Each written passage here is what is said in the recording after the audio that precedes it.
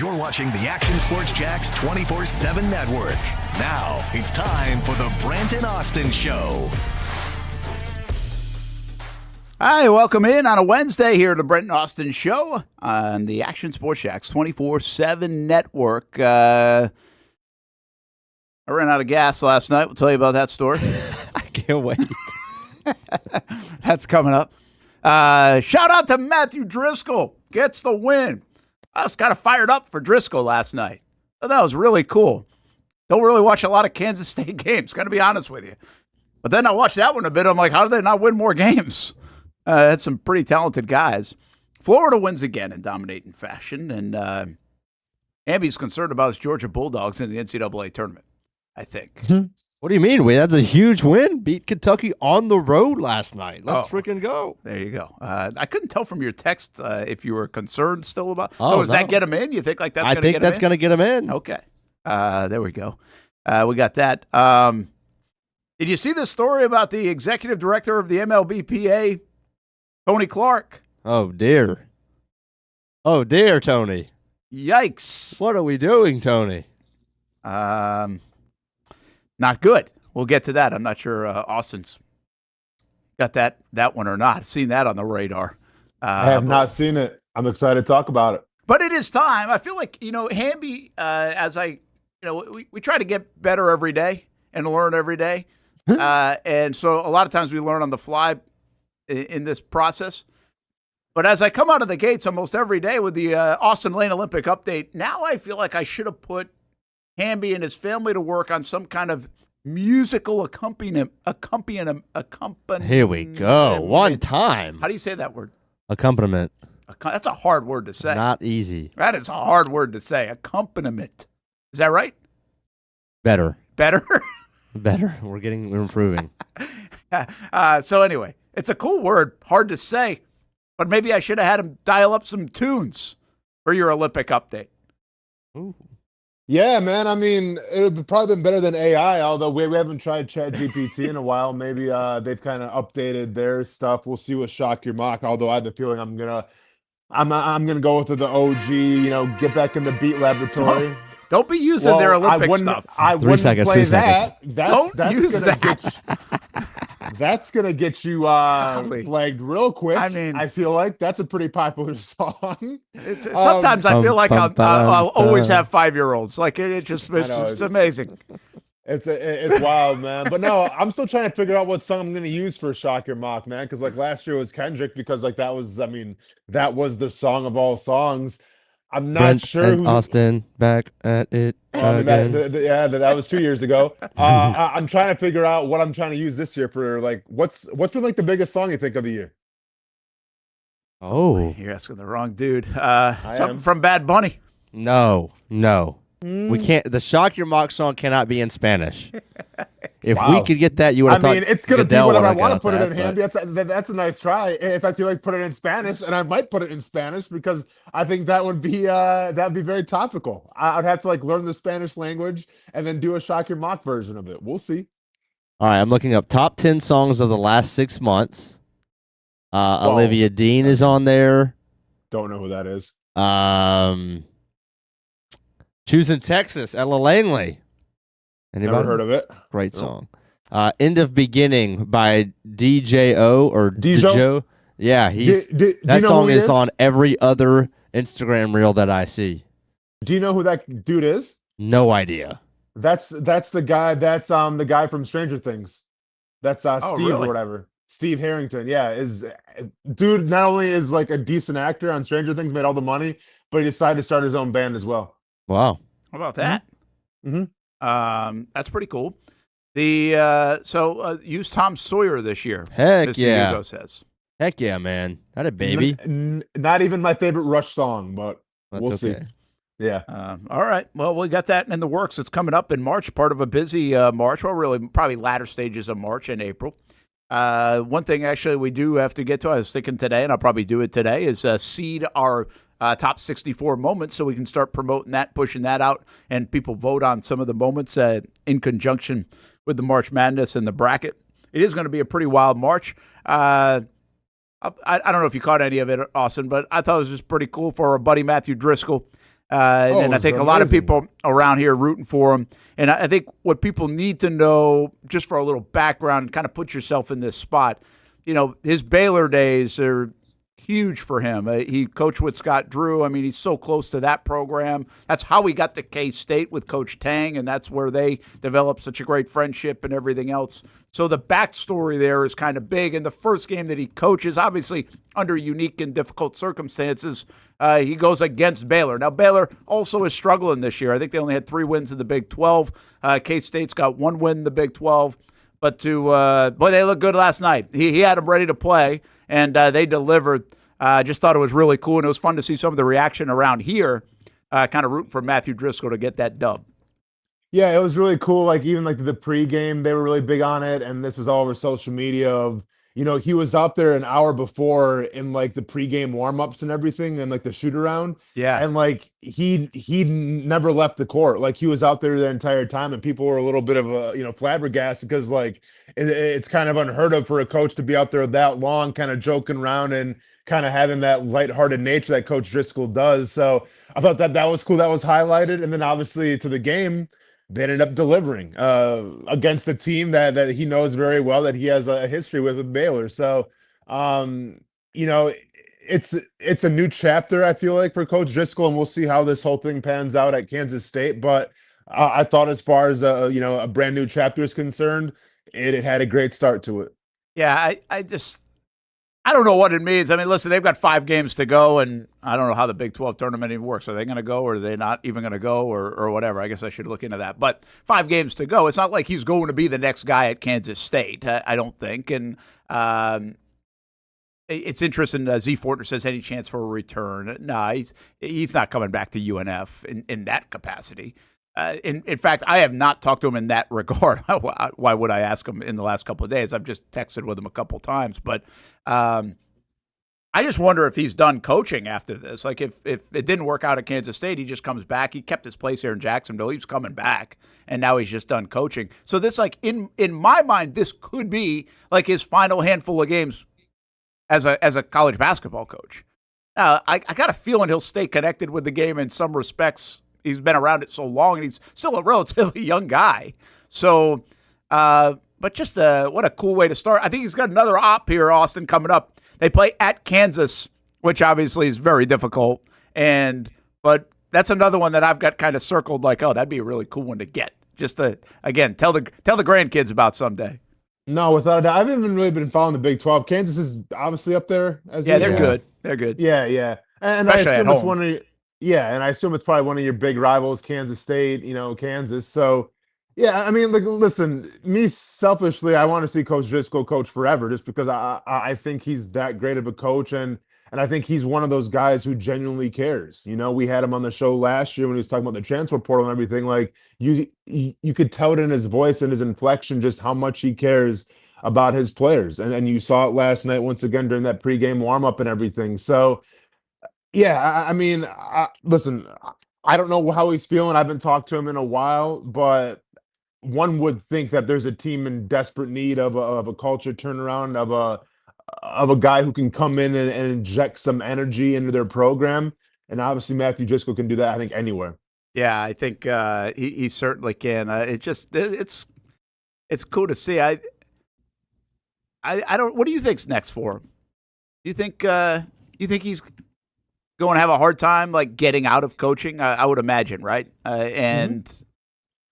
But I don't think he's chase mode. You know what I'm saying? What's the family situation, Brian? He's got grandkids, right? His grandkid, and now Chase was on that staff, so they were closer to the grandkid. But back here's home. Like, he's got a place he kept. Like, he wasn't selling the place. Like, he's coming back here at some point. Sure. And this is kind of the home base, if you will. And as Chase continues to pursue his dreams of being on a staff and everything else, I just wonder where he is in terms of chasing, because he's got plenty of connections around the sport. He loves doing what he does. You can tell that. I mean, that doesn't go away. So, like, how can he fulfill that, back here in Jacksonville, if he's not a part of the University of North Florida, which I don't think he will be? That would be kind of odd, I would think. So is it helping out with a high school program? Is it just to stay in the game? I just feel like a guy like him is going to stay in the game in some capacity, even if it's not like an everyday kind of thing. But I don't know what that means. Like, it's a hard thing to kind of gauge what's next without chasing it in the college game. And where's like your fulfillment in that? Is it just being a part of basketball, or is it being a part of something like big that you're trying to win and get to March Madness, or, win a national championship? Like, I don't know that level of satisfaction for him. I could see that being part of the chase still. Yeah, I mean, if worse comes worse, I might have to like bring him on as like my I don't know what you'd call him, like a performance liaison or something. Because every time that dude talks to me, man, like I want to run through a brick wall for him. Like he just has that gift. And once again, like if it's his time to retire and do something else, it's his time to retire and do something else. But I just think that he was blessed with energy, and he was blessed with the ability to read a room and get the most out of his players. And I hope if it truly is like, he's done with everything, he can easily walk away. But I just feel like a guy in that position that's had so much success, it's hard to walk away from that type of thing. I think, once a coach, always a coach. Mr. Hugo, the plans have been in place for a long time, buddy. Real talk with Austen Lane and Matthew Driscoll is on the horizon. Get it lined up. he kept trying to be. Last time I talked to him when we interviewed him, he kept on trying to bring it up. I'm like, I'm down, dude. Like, I just don't know how much emotion I have in me every single, like, it has to be like a once a month podcast. I feel like, because that dude can get deep really quickly, man. And I'm not sure if my emotional capacity can handle it. I was going to say that actually could be good. That might be the idea for the show, right? Is do it once a month. And empty the tank, right? Just empty the tank. Yeah. It might take a couple hours show. Like it might be like a Rogan podcast that goes for hours and hours or something. Not your typical like 40 minutes. Speaking of emptying the tank, and by the way, whether he decides coaching and you still got fighting going on. So like we're balancing these careers before we can get you in the hot seat for good. How's camp going? How's camp going this week? Camp's going great, man. Weight is so today I weighed in. I'm already where I'm supposed to be for fight week, so I can probably gain a couple more pounds if I wanted to. So body feels great. I don't feel depleted at all. Energy is at an all-time high, and now we're just kind of locking in everything, locking in our game plan, locking in technique, sharpening everything up. Yesterday was the hard day of sparring and everything, and didn't get too banged up. Got caught in the nose and the eye a couple times, but nothing major, man. Great work yesterday, and yeah, got a session this morning. Then heading back to Jacksonville later this afternoon, and gonna get another session in Jacksonville. Then obviously I'm on the show tomorrow, and we're doing our thing. And then Friday will be like another hard sparring day. So everything's going great, man. Yeah, so the weight's in a good place, and that's the tricky one with this, or trying to figure that out. It doesn't seem like it's tricky for you. So that's a really good sign there. All right, I mentioned the Olympics, and I don't think we ever got the update. We started to go off the song, and I saw today. Like, I don't want to be a spoiler alert, but a big gold it looked like in skiing. Yeah, I mean, should we spoil it or what? Yeah, what the hell? I mean, if you're coming to us for Olympic coverage, well, close your ears, block your ears. All right, spoilers in 3, 2, 1. Yeah, so Michaela Schifrin got her gold medal in the slalom, which is what she's known for, right? She was competing in the Super G and the giant slalom. Had some problems there. A lot of people were saying, like, does she just not have it anymore? Is she not mentally there? Well, she came out and did her thing in the slalom. I haven't seen it yet, so I'll have to tune in later tonight to watch it. So great for her, man, to kind of get back on track, if you will. The 3 figure skaters last night that were in prime time, the Blade Angels, whatever they call themselves, 2 did really well. The one who was probably the best one out of all of them, and I think that her last name is Glenn, she didn't do as well. She kind of had a mix-up where she under-rotated on a spin, and that cost her 7 points, put her, I want to say, I think in 12th or something like that, or 13th. And now she's going into the freestyle skate, probably to the point where she won't be able to win it just because she's so far back. The other girls can maybe win. The one that finished second obviously is in great spot right now. I think there's one, I want to say, like in 7th or so as well, but the one in second might do her thing. All right, so this is my question for you about the Olympics as we bounce all over the place. Is there something left that I should really be locked into? Men's hockey. So men's hockey, like women, it's going to be Canada and U.S., right? In women's. Yeah. But the U.S. women have like dominated, so like it's weird. Usually, want to say, okay, it's like Canada, USA women's hockey, and Yeah. anything can happen. And the first time Canada played the U.S., they were out one of their best players. So who knows? But I just feel like the U.S. women are on a different level this year. Okay, so you don't think that's like, oh, you got it. It's going to be an unbelievable game. Like you really I think mean, U.S. is going to take care of business. you never know, but in the first game, like in terms of shots on goal and just in terms of defense, like USA had Canada's number. Like it wasn't even close. So, things can happen for sure. And if anyone was going to beat Team USA in the women's hockey, it'll be Team Canada. But I just think U.S. women are so far ahead of everybody else right now. Is that something we like? Women's sports is booming like everywhere, right? We talk about it all the time: flag football, softball, basketball, you name it. It's booming. It's really unbelievable right now. I don't feel like anybody talks about hockey, women's hockey. Now we really don't talk a lot of hockey outside of our Jacksonville Icemen here, and they have a girls' youth program as well. I think it's a girls' youth program. So is it? Can we get it to the level of where we're talking about it with some of these other sports? If we're winning gold medals, and obviously we're pretty dang good at it, like, are we going to see a league at some point? Can we showcase this on TV a little bit more? Can that be a growth mechanism for women's sports and that sport too? Yeah, I mean, right now, a lot of these women are playing college. Some obviously kind of have outgrown the college game. Like Hillary Knight's been doing it forever. It seems like she's a team captain at Team USA. Yeah, I mean, listen, there might even be like a women's like professional league. I'm not sure if there is or not. The U.S. women in hockey have been dominant for a very long time. And yeah, it's weird, right? Because like soccer, I feel it gets like a lot of notoriety and everything. They have their own professional league. Even volleyball has their own professional league right now. It's funny, like the YMCA that I was training at last night actually is like the headquarters for like the Orlando Valkyries, I guess their team is called, and they won like their like professional league last year. And then I guess like the team won $1 million in Vegas because there's like signs all over for it. So it's cool. But I'm not sure, Brent, to answer the truth. Like I think hockey is such a niche sport as it is, and then when you involve female hockey, like I feel like it's like a very, very niche sport. So I'm not sure if it can take off like soccer or even like softball or volleyball, but I mean, I think it has the right to, because once again, you talk about dominance, like the Team USA is the most dominant team right now in women's hockey, hands down. Yeah, I think, like, again, WNBA, they're in a weird spot maybe right now, but they obviously hit new heights, and Caitlin Clark and Reese and all the others. But, I mean, it's in a good spot. That's my point. In soccer, as you mentioned, it's been for the last 20, 25 years, and we see now these leagues, even here in town, between the Jacksonville Armada and Sporting Jacks and others, and everybody getting kind of cranked up on it, and I feel like you can feel that a little bit. What's interesting in some of the sports, to your point, like I'm not really privy to the volleyball one. The volleyball, I know we have good youth women's programs, good college programs. It's really fun to watch at the collegiate level. At the Olympic level, it's fun to watch too, from beach to indoor.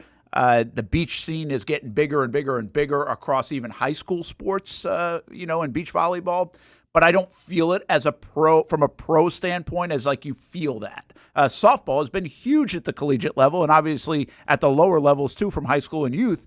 But they really have had a hard time trying to figure out the pro landscape of it. Now, I think there are a couple of leagues now popped up, but it's still not like, I mean, I'm a softball guy now, right? I mean, I know the softball scene, but I don't really know the pro softball thing. I should know that. Like, I feel like if I'm entrenched in the softball world, I should know the ins and outs of a pro softball thing. So it's funny how some of the sports do really well at the amateur level, is what I'm getting at. And it seemed big at the amateur level, but it's a hard jump maybe to the pro level to get that thing to really sing.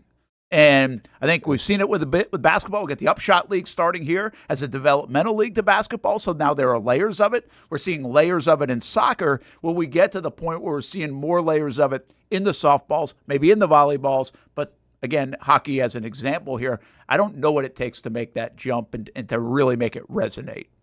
Yeah, it's wild because like women's basketball is doing their thing right now because they have like the unrivaled stuff. So they'll go 3-on-3. And then I think it was a couple weeks ago, I was watching a little bit, they did like a one-on-one showcase. Literally just pick up, street ball, one-on-one, let's see who the best player is. And that got a lot of, because like, yeah, it got a little traction just because Paige Beckers kind of had a, like they were going back and forth a little bit. So like that was cool. With hockey, like it's hard to showcase it because, well, number one, well, you just can't play it anywhere, right? Like you have to have your arena. Yeah. And number two, like you can't do like what women's basketball is doing with 3-on-3 and 1-on-1. Like hockey's meant to be played, 5-on-5 with the goalie in each net. So I just think it's harder to start up per se. But once again, who's to say if it gets a great startup and you do well in the Olympics and everything and you get that national coverage, maybe you can have something there. Yeah, it'd be interesting to watch. And I don't know what that step is. I've been asking about it for a while, at least in the softball kind of world. Yeah. But to answer your question, I mean, it's shaping up to be men's U.S. versus Canada. And that'll be a crazy game because I think if it shakes out right now and both teams keep winning, they'll play each other then in the gold medal game. Who do you like handicapping that one? Oof. It's such a coin flip, but I mean, you have to score goals in hockey. And if you look at like Canada's forwards and their centers and everything, man, like they're a dream team. Like I think US, and now they've kind of figured out their goaltending a little bit. They've had some slip ups with goaltending, but now they're a little better. But I just think Canada, in terms of their capabilities of scoring, you saw it in the Four Nations Championship game. I just think Connor McDavid, Sidney Crosby, Draisaitl, all those dudes, man, they're nasty. So I give the advantage to Team Canada. I like that. Then, if you feel like maybe U.S. will be a bit of an underdog based on all the names that you just said, that it can kind of rally around that. That would feel really cool if they were to get the gold. The one thing that's pretty interesting about Canada, in my opinion, I know the politics of everything. If kind of they blossom over the last however many years, even with Canada, from tariffs to other things, I guess. I don't know. Don't pay attention a lot, but I'm sure there's a little animosity in some respects. The point I'm trying to make is I don't think there's another country that you feel like we're like the same country than Canada and the U.S. I don't feel like anybody here despises anyone in Canada or can't stand anything in Canada or has animosity there. Again, from a political standpoint, maybe there is, but I just don't think, like, if you know somebody from Canada, you like people from Canada. Like hockey, it's the same, or they combined to create the NHL. It feels like it's the United States and Canada to create the NHL. Heck, half the people you don't even know if they're from Canada or if they're from Michigan. So it's like I just don't feel like there's a rivalry, which almost in a strange way kind of makes it kind of cool that you could get that as a gold medal game, and specifically with the U.S. an underdog, because then it almost feels like playing against your buddies in the backyard and having big-time bragging rights for the next however many years. Yeah, I mean, there's still bad blood between Team USA and Team Canada after the Four Nations, though. I mean, keep in mind how that whole thing started. Like, it was... They got in 3 fights within 15 seconds because the Canadian fans were booing the national anthem. Now, that wasn't necessarily like Team Canada. That was more their fans in Canada. But like there is definitely animosity there. And even like the John Hamm commercial that features the Team USA hockey, like they're poking fun at Team Canada a little bit. So I do think there's animosity there. I think there's animosity built up because Canada hasn't won a Stanley Cup in a minute. And you have teams like Florida who I feel like are just like destination cities and not, like hockey towns that are winning. So I do think there's some animosity there built up with Canada. Now, is it going to result in a fight, if they both see each other in the gold medal game? Probably not. But I think and that's why I'm going to tune in, just because you get this sense that even though they play in the same league, like when it's the respective countries, they do not like each other. And if you want to add the little, a political gunpowder to it, more power to you. But like, that's what it's going to be. It'll be a competitive game. I think the same thing happens when, even if it's like an international friendly and USA plays Mexico in soccer, like those games always end in some sort of controversial foul or something like that, just because once again, they're neighbors and politics aside, but like I always felt like Mexico felt like, they're the kings of North America in terms of soccer. And then when USA comes in, they have an issue with it. So there's animosity all around, and I think animosity makes great sports. I like that, what you're saying, though. It's a good point about the Four Nations thing, because they'll be showed and replayed, right, and leading into that game, like, and some of that buildup, and maybe we'll feel that. Like, that's what we need. I feel like we need to feel some buildup there, and that should be good. So something to keep an eye on in the Olympics. All right, let's take a timeout. You're hanging with us till 11 today, right? Yeah. How many times in your life have you run out of gas? Think about it. I added another one to my resume last night. We'll talk a little. And it's the second part of the story that is like, will make me feel and look, and I am an idiot. But it's twice now it's happened, and I can't figure it out. But I'll get to that in a moment. We will take a break. Brent and Austen Show, Action Sports Jax 24/7 Network here on a Wednesday. Don't forget, today we've got no gate fees. That starts at 2 o'clock. We talk high school baseball and softball, presented by Nimnick Buick GMC, Republic Services, Baker's Sports, and Perfect Rack Billiards as well. Most of us know how to throw.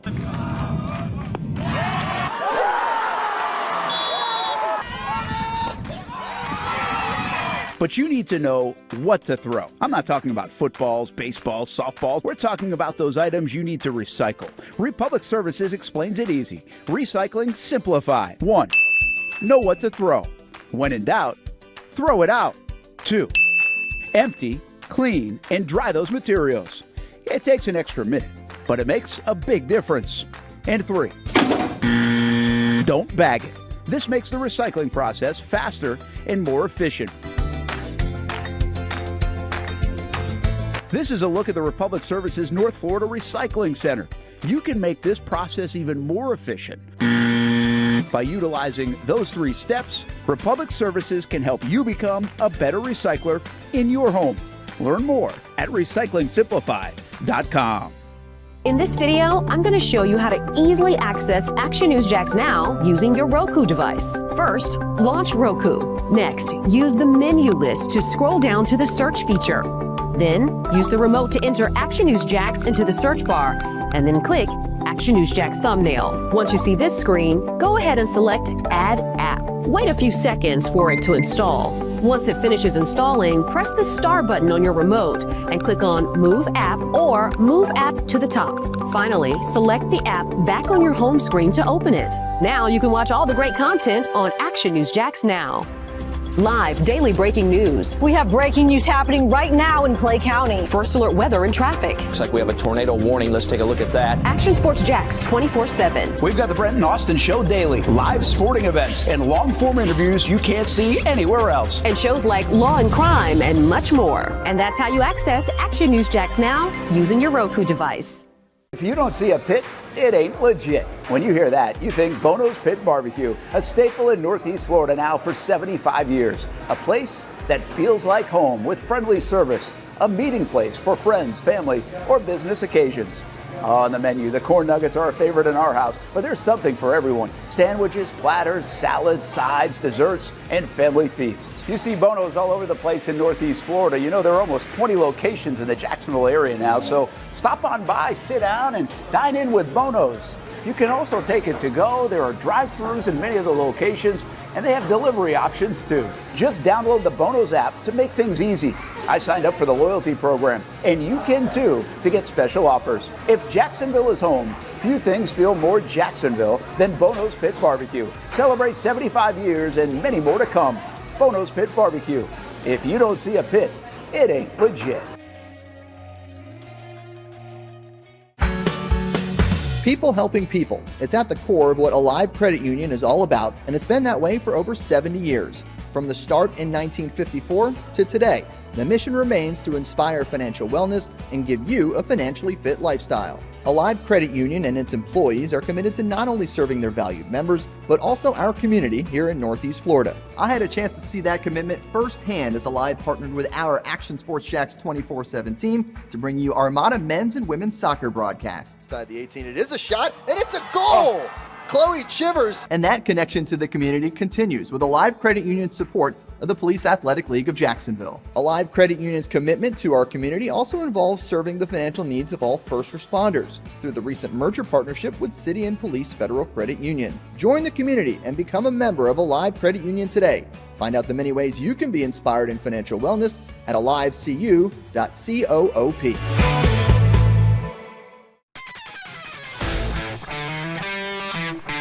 Hey guys, we got a new player today. I hear he's pretty good.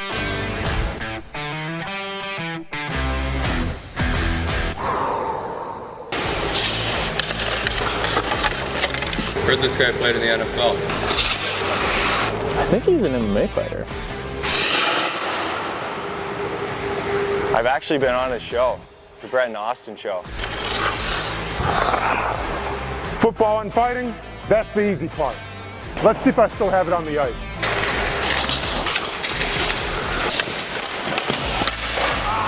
What the heck, man? Who is this guy? He's saving everything. Leave the hockey to the pros, man. It's hockey season. Come on out and see the Icemen play. Get your tickets at jacksonvilleicemen.com. Welcome back to the Brent and Austen Show, streaming on the Action Sports Jax 24/7 network. And make sure you join Nimnik Buick GMC at the Jacksonville International Auto Show, February 27th to March 1st at the Prime Osborne Convention Center. A lot of the proceeds go to charitable efforts in the area with a lot of the dealers around town, and that includes Nimnik Buick GMC. Check jacksautoshow.com out and see all the vehicles in one spot, but also help a lot of charities here in town. Get your tickets there at jacksautoshow.com.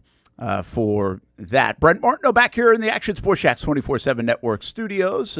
Jason Hamby in the drive-through window, and Austen Lane somewhere in O-Town in Orlando. Have you had the itch to go check out a Magic game? Oh, man, I almost went because they played Milwaukee. It would have been this past Monday, or I guess like the Monday before. But they played Milwaukee. Giannis wasn't playing though, and everything. So I decided not to. But now Milwaukee's actually doing fairly decent with Doc Rivers being out. So maybe I should have went. Who knows? I love that with Doc Rivers being out. Oh, I mean, Doc Rivers is out, and all of a sudden they absolutely curb stomped Oklahoma City Thunder. So it's like, maybe that's telling you something. That's crazy. Mm-hmm. Pretty wild. Hey, how many times in your life have you run out of gas? A couple. Last time would have been in high school when I had my 1979 Lincoln Continental. I got about 9 miles to the gallon. The gas gauge didn't work. The speedometer didn't work or anything. So when you have, whatever, it's like a 20-gallon tank and you get 9 miles to the gallon, you kind of have to do some math to figure out when you're going to run out or not. And, math isn't my strong suit. So I ran out a couple times back in high school. Hamby? Never. Yeah, dude, it's really, it's really not that hard. Get them. And trust me, I've pulled in on fumes before, but I've always pulled in on fumes. Like, we got to do better. Let's be honest, there's really no excuse anymore with like navigation apps and everything. It literally tells you, especially in your new car, exactly how many miles. Yeah, but I don't understand why we have to go to the low. And why can't, like, all this technology, why can't they tell me exactly? I mean, maybe some cars do, but the ones I've had, the vehicles I've had, and I love them, by the way, but they usually will hit like 48, 47, 46 miles, something like that, and it will hit low. And so then I usually in my head, I will calculate just like, okay, I got to really make sure I'm like here by X amount of miles on the odometer, right? Normally, once it says low, though, can't you just hit the button that goes back to saying exactly how many miles? That's how mine works. Like it once you hit that, yeah. I guess 30 miles or something. I don't know. I'd have to check. Maybe I just haven't unlocked that. And then you just hit OK, and it goes back to 29, 28, 27. Maybe I'll unlock that. Or else if it gets to like super, so if it says low fuel, then usually you understand like you have like, okay, I have 25 miles left, exactly. I have 30 miles left. Yeah, I'm usually pretty good at calculating that because I will wait till it gets low and then fill up the whole tank, no doubt. Hammy, that hat, by the way, is amazing. Sorry to get off topic, but that's great hat. Put that out there. Great hat. Appreciate that. That's a 10 out of 10. I got a jumbo shrimp hat like that. It's good. Oh. Okay, yeah, really good. So anyway, long story short, I'm hustling down from show yesterday down to Daytona, but like I'm not like in gas mode worried. Like it came on like I don't know, maybe a few miles. What I thought, at least in my mind, was like partly down to Daytona, but not like near my house or anything like that. I'm talking maybe 10 miles from Daytona or something like that. I don't know, 15 miles. That's what it felt like. But I'm kind of, there's a lot going on, right? I mean, I'm trying to get down there. I've got some work stuff going on. I'm probably on the phone. So maybe I just didn't compute.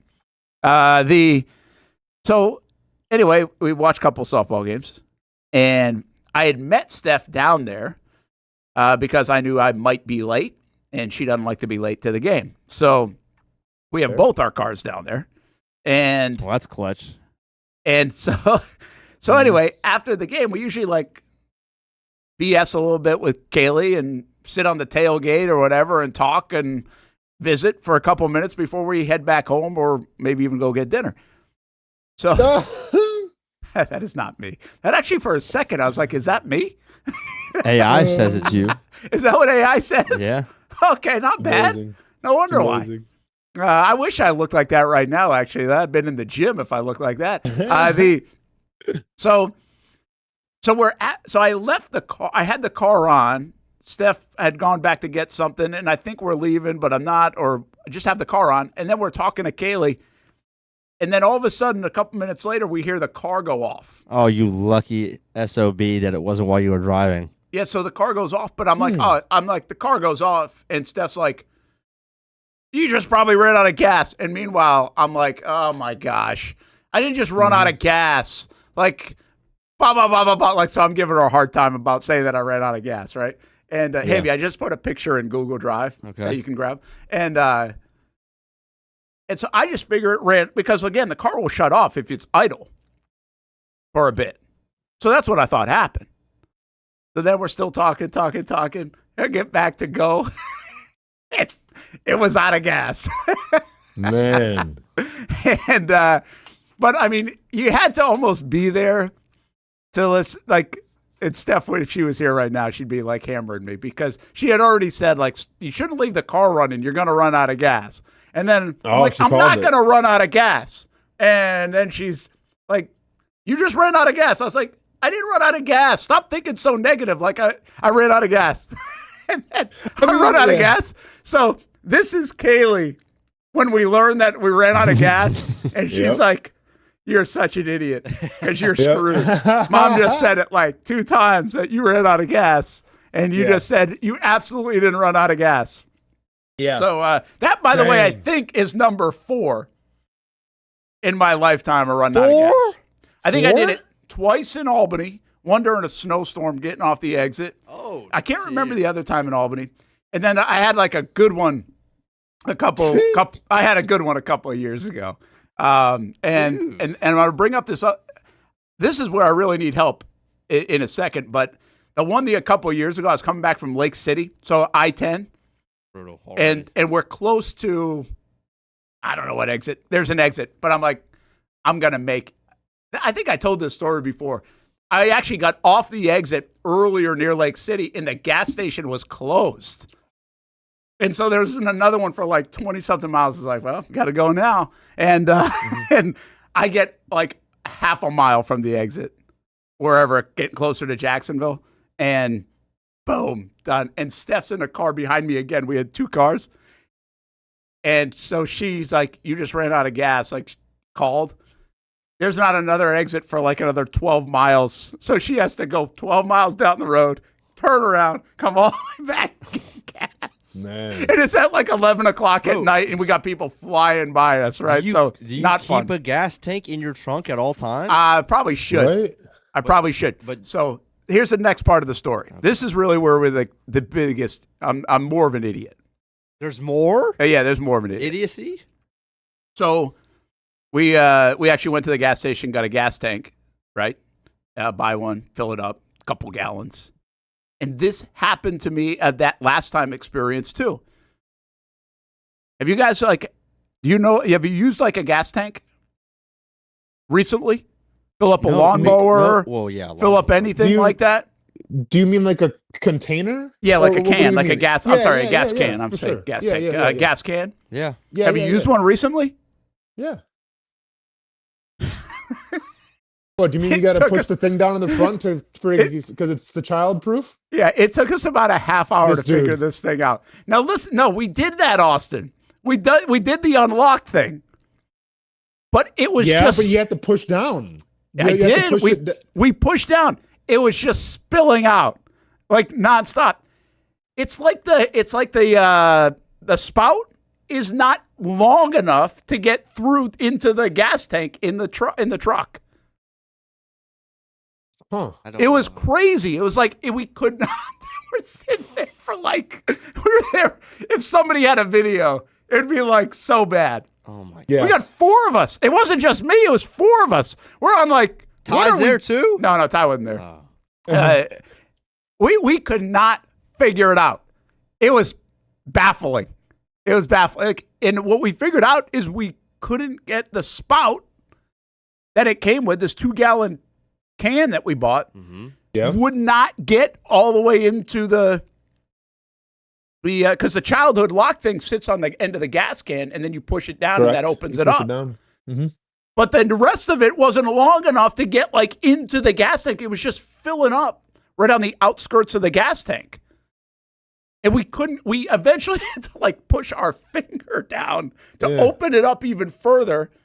And so now I probably still smell like gas. But dude, it was the craziest thing. I'm like, we are the biggest idiots in the world. I got YouTube videos out. We're looking at the can what are we missing here? And it turns, I don't think I'm an idiot. I think I am an idiot. But I don't. But I just, the spout thing was not big enough. Is that a new vehicle thing where the can is, where it's further down in some of the cars? I mean, I haven't used one in a car in a long time, but I remember the safety one that I had, you just gotta you almost gotta scrape it against the tank, and then that'll open it up. That's it opened up, believe me, because I spilled about a gallon of gas. Yeah. Jeez. I hope nobody lights a match over there. All right, so then let me ask you guys this then. Do you guys have enough street smarts and wherewithal where if you didn't have a gas, if you're not anywhere close to a gas station and you guys run out of gas, do you guys know how to siphon gas out of another vehicle? No way. I've watched Trailer Park Boys enough. Oh, but I would not be able to know how with my own. No. We had this young lady, Kaylee's teammate was with us, and she was. We all trying to figure it out. She was great. Yeah. She actually probably did the most work. She ended up. We took a water bottle, and we're like, well, maybe this will help. We'll use this as a funnel. Mm-hmm. Cut the bottom of the water bottle out. She did it with her teeth because we didn't have a knife on us or anything to cut the water bottle. We still couldn't get it to work. Mm. But I've never. There's no way I'd be able to siphon gas. So I don't know. I'd probably just. He's got it all. All he needs a clear plastic tube, a clear plastic, rope thing, and then you're good to go. You just gotta suck in, and then when you see it coming towards your mouth, you just put it in the tank. You're fine. Shout out to my grandpa for teaching me that one. It's got to be good timing.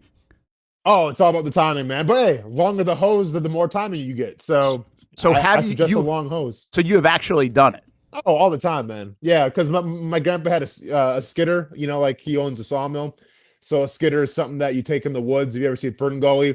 It was the bad guy in Fern Gully, but it's a giant monster truck essentially that takes down trees. And it was hard to get gas in there sometimes. So yeah, you just take a plastic hose, you siphon it, and then you're good to go. Yeah, I'm not doing that. Yeah, I mean it's not as hard as you think. It's super simple. I really should have just called AAA. I got a AAA card. Oh yeah, there you go. Or that, yeah. Oh, wouldn't be worth the reaction from them when they showed up. This is what you need me for. Hey, Dude, there was a little bit of that. I was like, I'm not calling the AAA guy and having him like, what do you mean you can't do this? I am not afraid to say I'm not a handyman guy. Like, not it. No, not even embarrassed to say it. But this one, I was like, what the hell is going on? Why can't I figure this out? Like, why can't we figure this out? It would not work. Yeah. And I really think it's not as much on us. I think there's like a second layer to get, like a second thing to push through, and it just wasn't long enough because of the lock. The lock was getting stuck on it. So now I got to go buy a can for the next time I run out, but it's got to have a long spout. Dude, there's an easy fix here. There really is. Listen to your gauges. I'm averaging, I started driving when I'm 16, 32 years. I'm averaging one run out of gas every 8 years. But like, it's not great. That's not a great clip. You say it so casual, like that's just a common thing. Like, I feel like once you're out of high school, you should be good, depending on the vehicle you have, obviously. But if you have a vehicle that tells you, like, hey, man, you're getting a little low on gas, I want to fill up, you got to fill up. Yeah, I guess. Yeah, or not, and just keep playing that game, you know? Yeah, I was more embarrassed about the can not being able to figure that out for like a half hour. I got to be honest with you. Yeah. Like, I really don't care about the run out of gas. You live life to tell stories. I mean, then we just did. So if that's what it takes. And thankfully, I didn't have to be anywhere. And thankfully, to your point, I didn't run out like on the highway. Oh, yeah. Imagine being on the highway trying to do that for 30 minutes? Well, I did, like the last time in Lake City. I'm telling you, we had the same issue the last time. It's like pouring out. I was like, Steph, how did we figure it out the last time? We couldn't remember. Yeah. We didn't, because we figured it out. I just couldn't remember how we figured it out. That's just brutal. Man. It's so bad. I should go to handyman class. Could they do that? Can you have like a handyman class where you just like learn some of that stuff, even if you're at my age? I'm sure. Yeah, I mean, there's a commercial for TikTok. I mean, it's not a handyman class, but like I saw a commercial where it's like a dude is like, hey, this is like my grandpa or whatever, and like grandpa teaches you everything. Like I don't know what the dude's name is. It's a quick like 30-second commercial, but like I think there's things out there like instructionals where it's like, hey, you know, gotta siphon some gas if you gotta change your tire or something. Like this guy kind of shows you how to do it. Yeah, I like it's smart, that. man. Yeah, it's it is really smart. It is. That's cool. That's actually not a bad gig. Listen, even now, again, not afraid to say it. I call the neighbors when I have a problem. Like if I have a question about stuff, like I don't trust myself in situations, especially electricity-wise or anything like that. And I'm like, can be so dumb on it and so out of touch with it that I don't want to like miss it if it's bigger than it, you know, that I think it is. And so I call Calvin and Jay, man, right down the street. We got any issues, even as dumb? They know I'm dumb. And they just say, yeah, don't worry about it, or you might want to get that fixed. And that's who I bounce things off. So, but I think like a handyman, I don't know, like I'm not into the handyman class, but at some point I'm going to probably be bored in life and want to fix my dishwasher. Yeah, no, I feel you, man. Like, listen, I think we can all use like a little like re-up in terms of like just life hacks, right? Of just like, hey, did you know this? Because it's pretty common sense. Like, I remember it was my second year in Jacksonville. Mike Ryan, our athletic trainer, like completely blew my mind in terms of my vehicle because I went, I guess it would have been what, 23, 24 years of not knowing which side to put, like when you get gas. Oh, yeah. What side to put like the gas nozzle or whatever in. When you I might have been 35 years on that one. Yeah.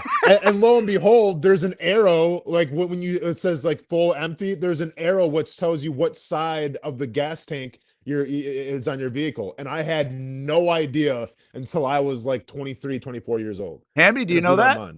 It tells you? Hey! Hey! See? It's a big day I here had on to the clue show. my girlfriend on this too, like a few months ago. Why do I need an arrow to Good tell me? conversation. You're learning something.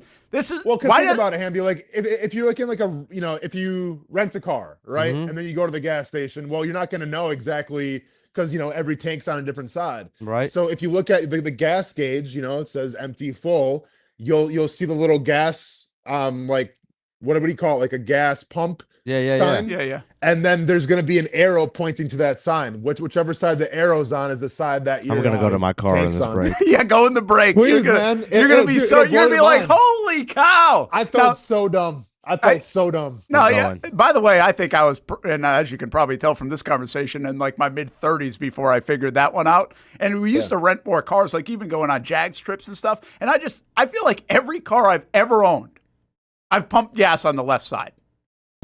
Yeah. Like every car I ever owned. Like I don't even know why they have it on the right side. But obviously some cars have it on the right side. And yeah, that arrow, like I feel very good about this conversation. We just educated the young man. And he's going to be like, wow, there is an arrow there. Yeah. But and here's the best part, why don't they tell us that when we're in driver's ed? Like, what? That's easy. Why don't you tell us that? It's insane. And the best part is, Hamby, you will never enter a car again and not look at that arrow. Like you're always going to see it now. It's probably true. That is true. It'll catch your attention all the time.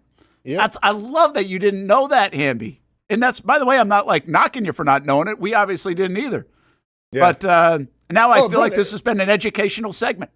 Brent, it's like I said, man. Like I had to clue my girlfriend on this like a couple months ago, and she had because she felt stupid as well, and she's like, "Well, I'm from Australia." I'm like, "No. Subarus have that. Don't act like you grew up in a part of the world that doesn't maximize the efficiency of knowing what side your gas tank's on. Don't try to pull that on me. You didn't know, and it's okay. I'm here to clue you in on it. That is so good. All right. Anything you want to get to before you go? Great question, man. No, I mean, I'm sure you guys already talked about it. You saw the whole Keon Coleman, like Bill Barnwell had the rumors where should the Jaguars trade Brian Thomas Jr. for Keon Coleman in a first-round pick? Did you guys see that? Yeah. I did see it. What did you think of it? Talk about it? We haven't yet, but maybe that'll be a good segue. But what do you think about it? Give us your thoughts before you go. I think people are bored and need things to write about for football because I think it's a dumb trade. So, no. I mean, nothing against Keon Coleman, obviously, but if you couldn't make it in that Bills offense with who they had at wide receiver when we're talking about like Brandon Cooks and company, what good do you think he's going to do in Jacksonville? And also, if we're talking about a first-round pick, odds are, I know they just got a new coach in Joe Brady and everything, but like I think the Bills will probably be a pretty solid team next year, and especially if the Patriots take a step back. So now we're talking about a late-round pick. So we're getting Keon Coleman in a late-round pick and giving up Brian Thomas Jr. I don't like it at all. Yeah, we'll talk more about it because there was a couple of trades, and I think Walker Little was mentioned in a trade in that as well. But just a real quick point on that, too. I think what people do miss is, like, Brian Thomas Jr. is not expensive at all, Austin. Like, that's the other thing. Like, his price tag is wonderful right now. Well, Keon Coleman, obviously, but once again, one player has shown you a lot more than the other. Yeah, very good point. All right, hey, go have a good Wednesday. We'll see you back at it tomorrow. Here in Jacksonville in the studio. That's Austen Lane, Brent and Austin Show, Action Sports Jax 24/7 Network. It's a good topic. Let's talk a little bit more about that with Brian Thomas Jr. Is he a wild card here over the next few weeks in Jacksonville? Could there be something in play? There's been plenty of rumors going back to last year, and I could actually make some logic out of it, but then quickly stop in my tracks, I think. How do you feel about Brian Thomas Jr.? What else are they saying about potential trades? Are the Jags going to be movers and shakers? Will you be surprised if they're really kind of quiet in the month of March and leading into the draft in April? Take a break. Brent and Austin Show, Action Sports Jax 24/7 Network. Don't forget to fill up your gas tanks. Choose your own adventure. It's not just a saying, but a way of life here at Cycles of Jacksonville. And whether it's 2 wheels or 4 wheels, at Cycles of Jacksonville, a great adventure awaits. With brands like Honda, Vespa, Segway, and Triumph, Cycles of Jacksonville has you covered with their inventory featuring a 60,000 square foot building. If 4 wheels is more your thing, check out the largest selection of Honda Talons in the entire county.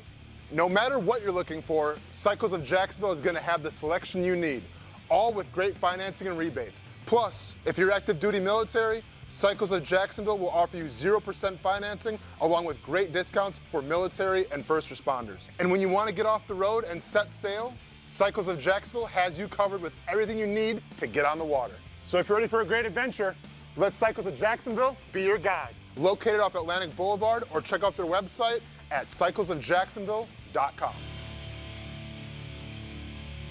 How do we make Mason's famous lobster rolls? It's simple.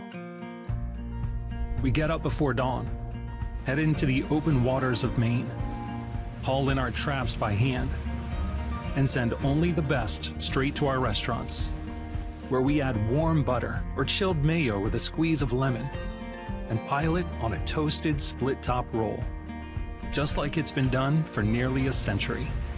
That's the recipe for Mason's famous lobster rolls.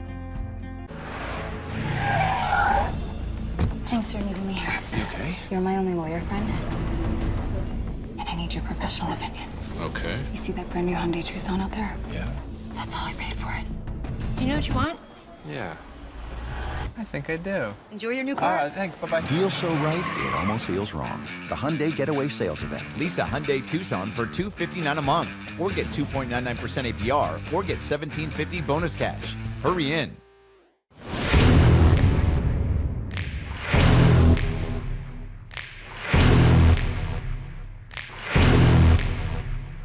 Grab some friends and go to a restaurant or head out for a drink and some conversation. Watch your favorite team play on the big screen.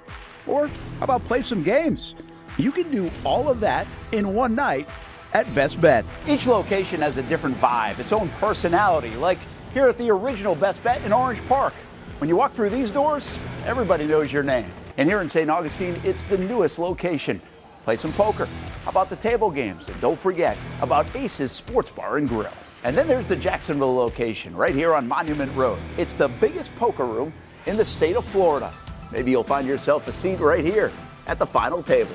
Best Bet, where you can have the best of times. And that makes you always go home a winner. Try any of the 3 locations, and you can always visit bestbetjacks.com. Year 2 is in the books for the Jacksonville Armada women's under-23 squad, taking another step forward in the Women's Premier Soccer League. Under the guidance of head coach David Goff, the girls in blue went undefeated at home for a second straight season, including a dramatic draw in the opener. And they've left it to the death. Unbelievable stuff. And a late winner to end the season at home. Headed on. Here's a chance. Gianna Ramirez brings it down, still alive, takes a shot, and into the back of the net. After fielding a younger roster in 2025 with talent from all across Northeast Florida, the future is bright for the Armada women's team. We highlight the ladies and all things Jacksonville Armada each week on Fleet and Footy on the Action Sports Jacks 24/7 network. I'll put one in the back of the net for you. Join us for player profiles, fun interviews, and the very latest on the Fleet and all things footy. That's every Thursday at 2 p.m. Baker's Sports. It's a hometown business filled with hometown people trying to make you feel right at home. Chris Conley, Jacksonville University. Walker Wright, class of 2018, West Nassau High School. Michael Young, Fletcher High School. Baker's Sports started in a grassroots way and now outfits much of the Southeast. Samuel Coffrin, Paxton School for Advanced Studies. High school sports, travel sports, youth sports of all kinds. They are a one-stop shop carrying Nike, Adidas, Under Armour brands, and more. Vincent Caldes, Oak Leaf High School. Tony Mazzio, Stanwood High School, class of 2002. Whether it's sports teams on the field or it's your team in the workplace, like our Action Sports Jacks team, and community events like the Dream 18 Golf Tournament, and many others. Cole Tilley, Hilliard High School. Reagan Webb, Eagles View Academy. Look good, feel good, play good with Baker Sports. Custom sports apparel since 1997. Shop with the hometown team at bakersport.com. Welcome back to the Brent and Austen Show, streaming on the Action Sports Jacks 24/7 network. There's Brian Thomas Jr., and I just put this out. Is it a lock that he's a part of this thing going forward? Is it no doubt in your mind? I mean, he's got to be. I think people really, I think a lot of people want that and think that, I believe. But is it a bit of a wild card? If you look at some of the stuff going on, I mean, we talk so much about Etienne and Lloyd. I'm not even sure they're really that big of wild cards. They might be more gone, in my opinion, than anything else, you know, at this point, although we talked a lot about Etienne where it could make sense. Brian Thomas Jr. isn't in that kind of category, but you look at some of the wild card potential for, hey, what could shake this up? What could be different? You don't want to be the exact same team, that's for dang sure. But you want to upgrade. How are you upgrading over Brian Thomas Jr.? Well, based off last year, maybe in some respects, but based off talent and everything else, I mean, does that make sense? I highly doubt. So The Brian Thomas Jr. conversation, I don't think is a huge one, but I think it's a sneaky one here in Jacksonville. And so much of this is discourse that happened early on in the season last year. Did he ever overcome that? Hamby, how do you feel? Are you eating, Hamby? Do you want me to keep talking? No, I'm good. Are you how do you feel? Like, where did it start? Where did it finish? Going into the year, Brian Thomas Jr. is like, hey, stud, might be a top 10 receiver in the game. Yeah. That was the conversation. Yeah. By week 3 or 4, it's like, what's going on? Like, fall out of favor big time. Big time fall out of favor with the fan base. And I think to some degree, with the staff and team and how some of that looked, then I think he rekindled it a bit and found it, and it got better. They found a better spot for him. He found more comfortability, if you will, and it was in a decent place. It never evolved, in my opinion, to a super dynamic place, the one that you originally wanted it to get to. For sure. But the trajectory was a really, wild road and bumpy at times, but I wouldn't sit here and say, he was awful last year. I just don't feel that. I think at times he wasn't good, and there were some concerns. Cincinnati game really comes to mind. But I think once they figured it out, I think he was steady and made some big plays. We're going to do these moments, and we already kind of did. We pushed the moments out there a couple weeks ago, and when we see these, Brian Thomas Jr. is in 3 or 4 of these things. He had moments, and he's a big part of it. But he never got to where you wanted him to be. I guess the question now is, how do we feel about it? How does Jags fans feel about it? And is he going to get to at least the level that people think he can get to? At some point, he's young. Yeah, there's a couple things here. First of all, he didn't have a 100-yard game all year. Yeah, had the 90-yarder, I think, against the Raiders. He did have the 90-yarder. That was against Seattle, actually, because you were throwing the ball so much, and he was the only one who could catch it that day. Obviously, they put up 12 points. But I think this has to do, Brent, with the expectations that changed for him. If you were to look at, so it falls off big time, right, as you mentioned. I mean, by week 2 of the year, when you lose to the Bengals, it's like, what the heck happened to BTJ? I mean, in the first game, he had 1 catch against the Panthers, and then he comes out with BTJ, and we all know what happened there. Week 3, he had 2 catches for 50 yards. He had one big play against Houston, but that was it. After, when you look at, where do I want to go with this? But by the second half of the year, let me say this. Nobody expected him to be a number 1 receiver anymore. So when he put up a game like that was 5 for catches for 50 yards, I was like, all right, hey, we got some from BTJ today. It was like that. Yeah. For most receivers. That's actually a good call. That's a good characterization of it. For most receivers, and I think this is because of age, you don't get that expectation change. Justin Jefferson, even with it, it was like, all right, bro, what are you doing? And everybody blamed the quarterback. But if Stephon Diggs or whatever puts up these numbers, I think he's hammered more. Because I think it's because BTJ's in his second year that at some point we, as a fan base, shifted our expectations, and then we were not let down as much as if they had stayed the same. Yeah. So we adapted to him, and because of that, again, he kind of went on a little bit of he had 100 yards total in the last 3 games, which is nothing. Yeah. But when we got 4 for 40 in the second to last game against the Colts, it's like, all right, hey, we got something from BTJ. He caught 2 catches, and two of those 4 catches were for first downs. Let's go. Yeah. So we totally flipped. Yeah, that's a good call. I really do I like the way you characterized. It almost got to the point where if he didn't drop a pass, there was a time frame where if he didn't drop a pass, or if he really made a big play, like a really contested play, you're like, oh, cool, right? Yes, yeah. But that wasn't really your expectation. I mean, it really started to come out overall, and I don't know this. I'm not a receiving guru, and I don't know the why. But even last year, people noticed, even in his success, there were some times he would double catch it. Yep. But he'd catch it.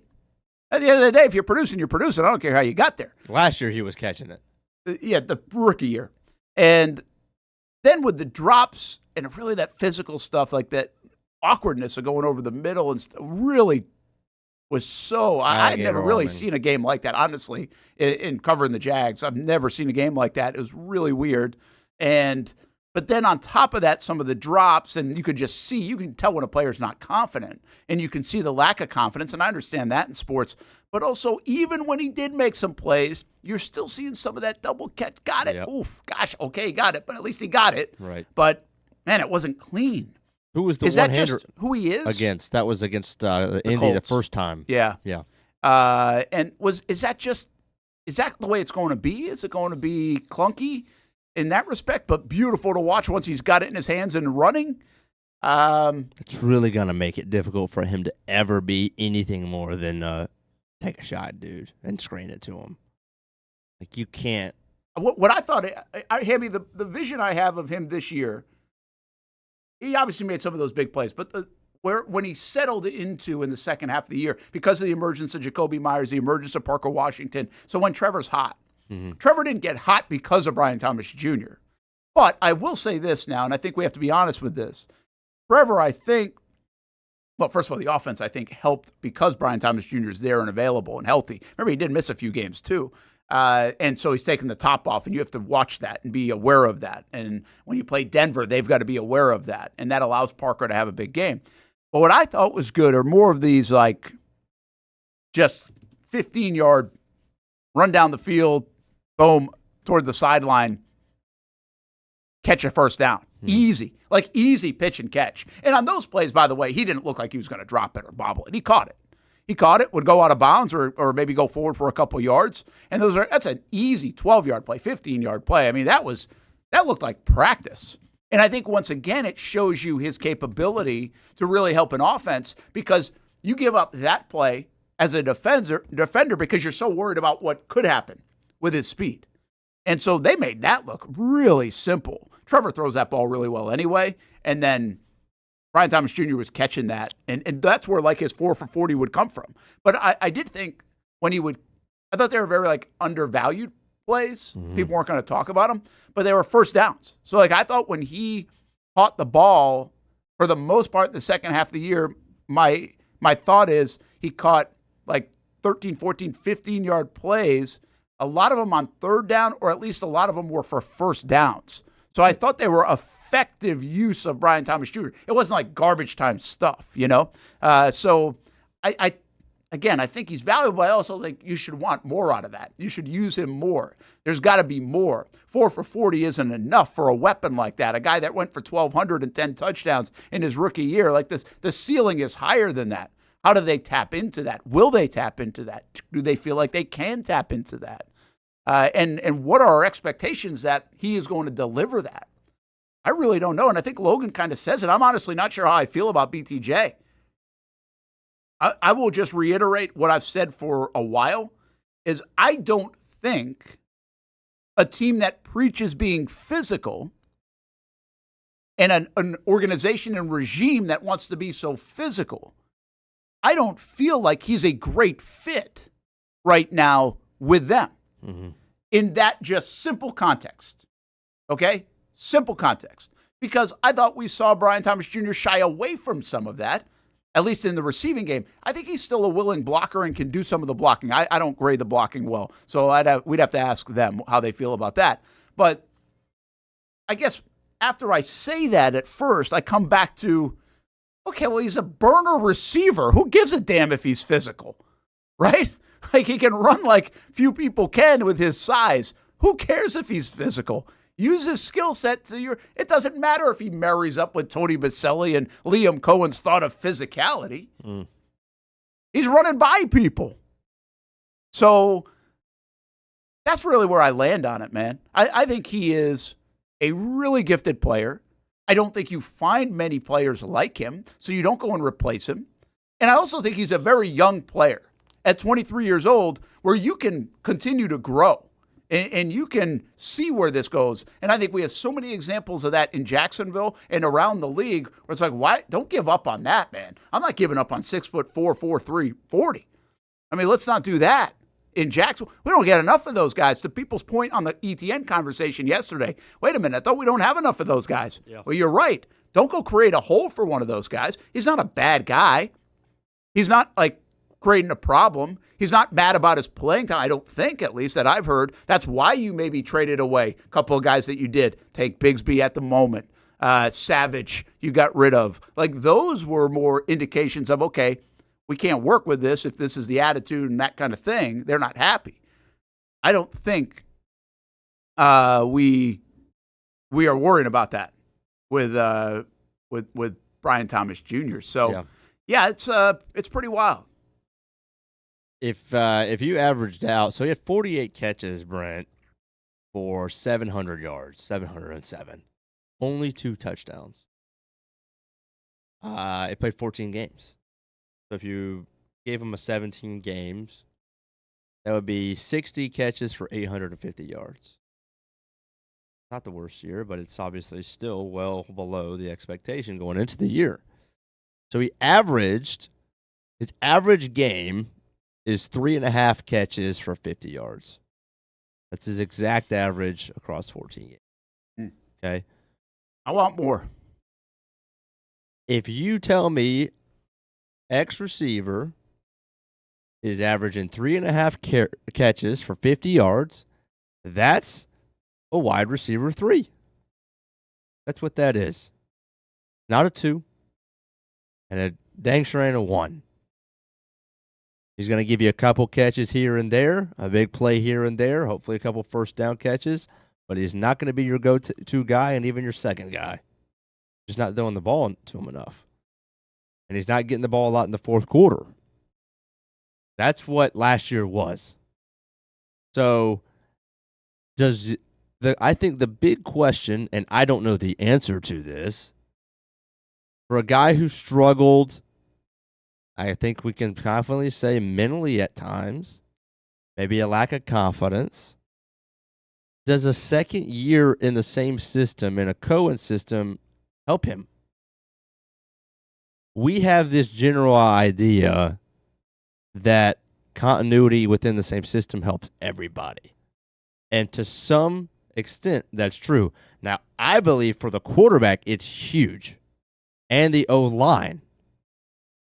Personally, I don't know how much a receiver benefits from that. I just don't. Tangibly. Like, there will be changes that Trevor and Cohen and the whole conglomerate of Udinski and Waldron and all those guys, that they work on this offseason. They'll get better. We saw it in the season. There's no reason it won't get even better in year 2 of the system. Yeah. O-line with the run blocking, same thing. But BT, does it impact them? I don't know. And I think, again, we think generally, more comfortable. Does that mean anything, though? Does that translate to on the field? Yeah, it's a good question. I don't know. I don't know for everybody if it translates. I don't think everybody's going to have a better year 2. Maybe most should feel more comfortable. I think you could flip that around, by the way, and say Liam Cohen now knows him too and knows how to use him the best. And that's what they did figure out. They said, okay, we're not going over the middle anymore. All right, we're going to use him on the outside the numbers, and that's where he's made a living basically in his career. Just quick on the chat. Trey, by the way, I did get your email, and I'll hit you back. Everyone from his draft class had a sophomore slump, says Howie, and he had better stats than all of them. Yeah, I'm going to get to that in just a moment. The only reason this conversation is being had is because we don't have a first rounder this year. I don't fully understand what you mean by that. Would we be saying, okay, see you later, and we'll go draft a receiver in Jacksonville? I don't think so. Or, I don't understand the context of that. Yeah, I don't know. I don't understand why that means we're having a conversation. I think we're trying to figure out how good Brian Thomas Jr. is and can be. I think that's the bigger one. Howie then says everyone from his draft class had sophomore slump. Maybe he's talking about the trade rumor that it was specifically for Keon and a first, where if we already had a first, then that specific trade proposal wouldn't even be an idea. And that's, Okay, so Howie continues. Trevor said in a podcast, BTJ isn't just a deep shot guy. Says he'll be used a lot of ways next year. Well, I think I'll be a little careful of that. I think that's the way Liam Cohen and everybody came into thinking this. This offense is going to run around Brian Thomas Jr. I think they found out. I'm not so sure about that. So my other question, you mentioned like a number one wide receiver. Do we have to be careful to label these guys 1, 2, and 3 in this offense? Because the Jags have a lot of weapons. They think they got backs out of the backfield that can catch it. Brenton Strange, we think, is going to continue to tick up. Parker Washington did take a big leap. Jacoby Myers is a huge part of this offense. You just paid him $20 million a year. You better feed it to him a little bit. And then you have Brian Thomas Jr. So I don't think, do they need one guy? Do they need a go-to guy? I think they have different skill sets. They've got him deep. They've got Myers intermediate. They've got Parker Washington kind of maybe sometimes a little bit of both. Brenton Strange obviously used as a tight end, and the backs on the sides. Their goal, Brent, should be to have 3 wide receiver 2s. Yeah, that's fine. That's what they like. And I think that's okay. That takes People elevation at times. Like Jacoby Myers is he's a great 3. Is he a good 2? I feel like there's probably one uptick to be a little bit more of a playmaker. Right? BTJ, it was a good 3. Can he be a good 2? Last year was not a good 2. Parker Washington, now you just got to see it for 17 games. Yeah. Who you have the most confidence in being a good 2? Parker. Well, Jacoby's most reliable, but it's an interesting deal. We had the playmaker conversation yesterday, Brent. If I got to have somebody to make a play, at the end of the day, what you would say is your best receiver is the guy that you count on to make a play. That's Parker Washington. Yeah. I get that. I don't know if I disagree with you. I just don't know if we're I think we're maybe not saying enough about Jacoby Myers. I feel like he's already a good 2. I mean, he's getting paid is he getting paid like a 2? Yeah, he's getting paid. I don't know though. T. Higgins getting paid like $30 million a year. Well, he's not T. Higgins. And more of a 1A, 1B there, which is kind of unique. But I guess, what are you getting paid like? What are they asking you to be? And I would say, 2. He doesn't seem like he's getting paid. A 3 receiver would be like $12, $13 million a year probably right now, is my guess. So I think the biggest question, this revolves again around Brian Thomas Jr., is that can you get him to be a really good 2? Because he can be, at the very least, a really good 2 while all those other guys are 2s maybe. Borderline 1. I mean, shoot, man, we were just asking last year if he can be borderline top 5 guy. I mean, I think we can still have expectations for Brian Thomas Jr. I'm going to forget to say this if I don't. I just tweeted this out. And I think this part is critical. And you mentioned it, right? Some of the mental gymnastics, some of the lost confidence, some of the things that come with that, being in the spotlight, being a young player, being on an island. Everybody's watching you, everybody's expectations for you. Heck, throw fantasy football in the mix if you want, especially when the offense isn't doing so great. I'm impressed with him, his ability to rebound. I thought the way that season started, I thought we were in big trouble. And I think the way he did kind of figure it out, navigate it, they figured it out, use him on the outside more, get him comfortable, get him in a better rhythm. I don't know how many passes he dropped in the last 10 games. I don't feel like he dropped any in the last 10 games. He might have, but I don't feel like it. Dropped a lot early on. But to overcome that now is not easy. Don't sleep on that. That's a pretty difficult thing in a real-time situation to overcome. And he did that. So I'm actually really impressed with his mental toughness in that regard to figure it out and at least be a factor. Now I think we have to figure out if he can get back to where we thought he was. And I don't know what that takes on his part. I think it also takes a little bit of the Jags putting him in the right spots to continue to keep that momentum and confidence and play with a swagger and everything else. But I thought we saw that come back, and I don't think that's easy to find when you're going bad at that position in particular. It's easy to lose your confidence, and it looked like he had lost his confidence. It looked like he was shook a bit, and he bounced back. Again, real time, tough thing to do with a lot of eyes on you. And, yeah, I think injuries were a part of it. First of all, he had the ankle. How much was the wrist a problem? But the ankle cost him a few games, right? So shoulder too, right? And then the shoulder, I mean, and we don't know that. They're not allowed to really lean on that as an excuse. So, again, moral of the story here for me is I'm still a believer in Brian Thomas Jr. He's so young and has a lot of talent and a lot of gifts. I think he did figure some stuff out throughout the year. I think they figured stuff out on him, and I believe in him.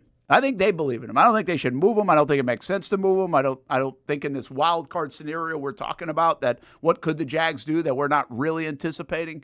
Could this be a sneaky one that happens? I don't think so. And I'll give you one more thing. Brian Thomas Jr. is a huge reason that you feel good about if the Jags go with Travis Hunter at corner and wrinkle him in on offense. No doubt. Because he allows you to do that. If Brian Thomas Jr. isn't here or whoever, or if he's not playing well, now you're like, well, wait a minute. You got a weapon here and all we care about is offense. And when we're talking about football teams, right? If they're struggling, usually that's all we care about is offense. So you could say, wait a minute, Travis Hunter should be playing. He'd be number one wide receiver. Well, if we're talking about 3-2s or all these different weapons, that thing gets squashed. And you're like, go sit there at that cornerback, man, and shut people down for Travis Hunter. So he's a huge part of this formula when it comes to Travis Hunter's situation, how it's perceived, how it works, how it's executed. And I think everybody is, and I think everybody should be rooting for a huge bounce back in terms of the whole season for Brian Thomas Jr. Let's see. Z4 says he was certainly favoring it in terms of the injury. Was only added to the injury report once after D-Rock called going out for it. Yeah, I mean, they had, I think you're referencing back in maybe the Cincinnati game. I think that was where that was kind of weird. Some of the injury stuff that came out of it. But again, ankle, shoulder. He didn't miss games until mid-October. Mid-October. That was in the Raiders game, I think he went down. Well, he missed the game before that. Had he missed the Seattle game? I'm sorry, not the Seattle, the Rams game in London? No. No, I think he got hurt late in the Raiders game. Yeah, he did. Okay, yeah. Late in the Raiders game, and then he missed the next couple. He was battling that whole Raiders game. Yeah. So Brent, I just put out a poll. Feel free to go vote on my Twitter. Simple question. Who's the Jaguars' best receiver? I bet you it'll be pretty mixed. So you put those three guys down? I bet you it'll be pretty even. Fascinating part is you could put Travis Hunter in there. That's really weird, right? Seriously. But you could do it. Okay, so who do you think their best receiver is? Are you still saying Parker? You said at the 2 right now. Is he their best receiver? Yeah, I'm only worried about. So the BTJ sophomore slump, if you want to call it that, has me hesitant to just put that on Parker. But I just think Parker is. I mean, you can't really deny the playmaking ability. So I think I'd say Parker. I mean, the guy made so many freaking plays. Yeah, I'm interested to see where people go on this. Like, he catches the ball. He goes over the middle. He's got a route tree. He can make guys miss. Like, what in the game? What's missing?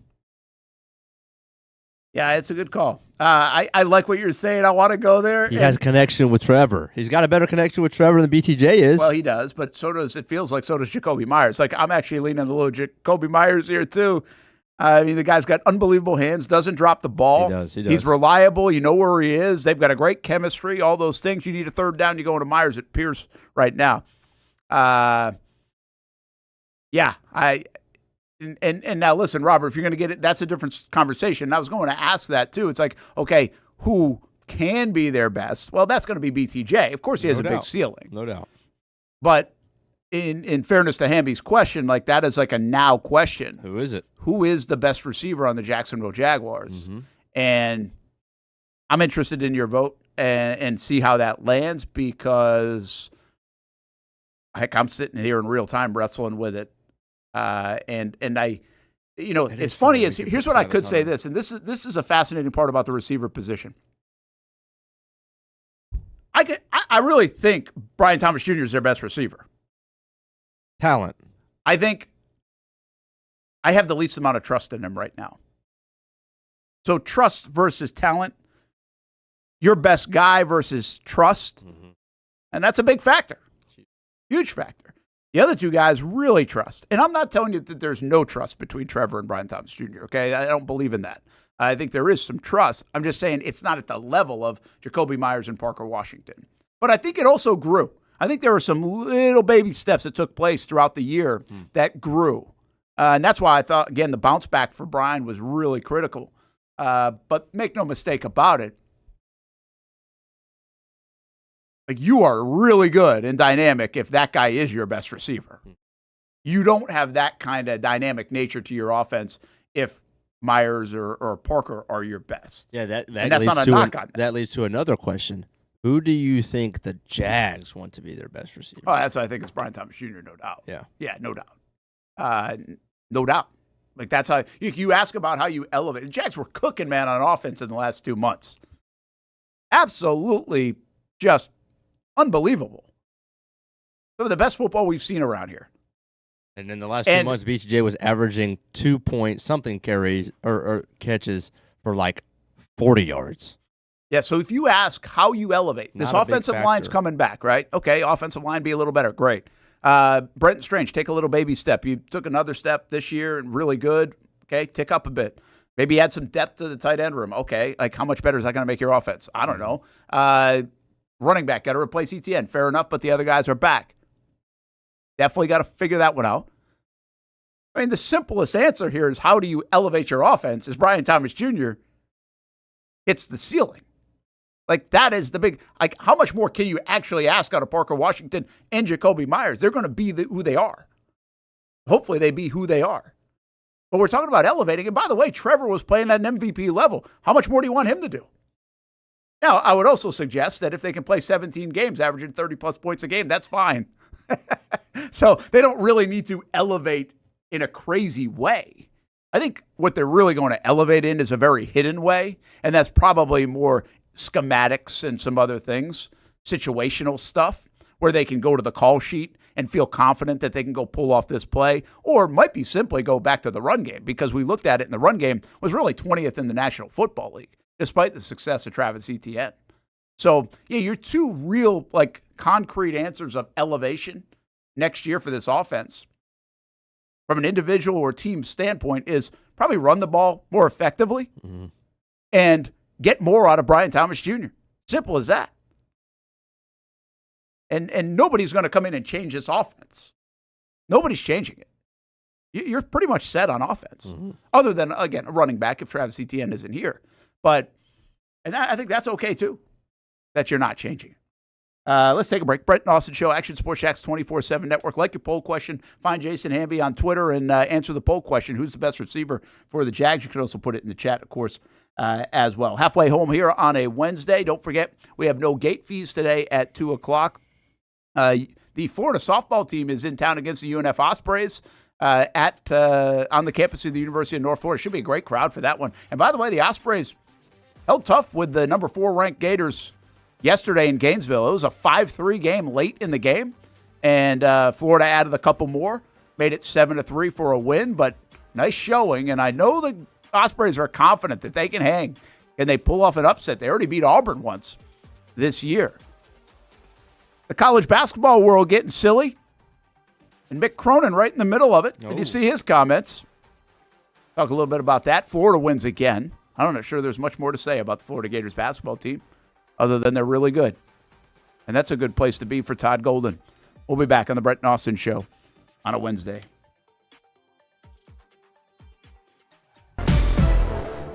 CGC Water Treatment and Plumbing is taking their 75-plus years of expertise and expanding to CGC Home Services. Water treatment and plumbing is still a big part of what they do, and now they can do even more for you. Home services like kitchen and bathroom remodeling, showers, sinks, faucets, toilet repair, backflow testing, and the list keeps going. Find all they can do at cgchomeservices.com or give them a call, 904-298-7052.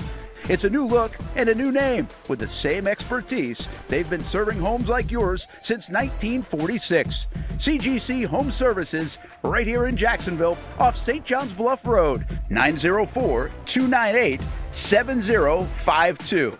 And visit cgchomeservices.com. Florida license number CFC 1432579. We've been telling you about the Action Sports Jax 24/7 network for over a year now. How to find it, what to see. Simply put, it's TV online. Local sports content all day, every day, just like this. Did you always want to make history? Like, think that big, or just say, hey, I want to play in the NFL? I always say I wanted to play in the NFL. Cuts it back to her left side, takes a shot, and into the back of the net. Oh, what a pass. Oh, my goodness. What a pass. Say he doesn't make a tackle, you still feel like his presence is felt in every single play. I did have a sense that they wanted to be bold, that they wanted to make a splash.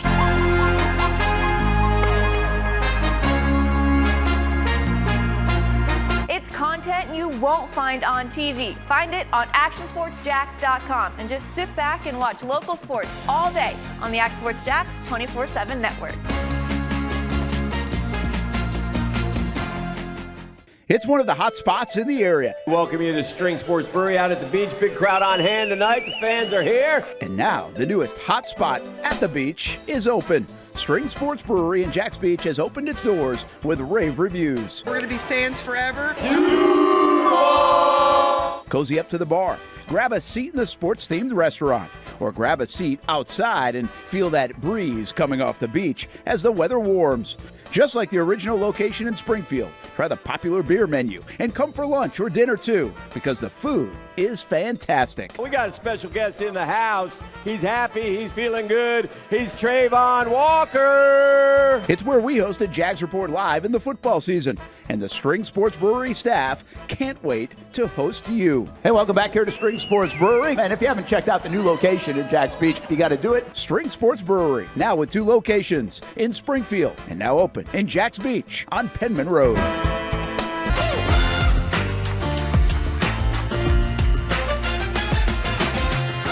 Empower a future, inspire a dream. It's a bold but simple mission for the Jacksonville Police Athletic League known as Jax PAL. Help the next generation of kids in Jacksonville shape a brighter future.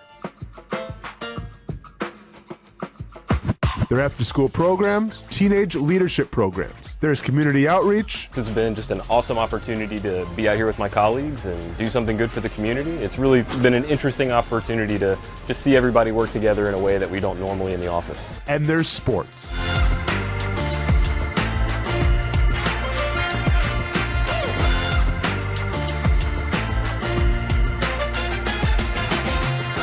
There are also ways you can help the next generation with a donation of any kind. Just visit jaxpal.org to get more information. Empower a future, inspire a dream with Jax PAL.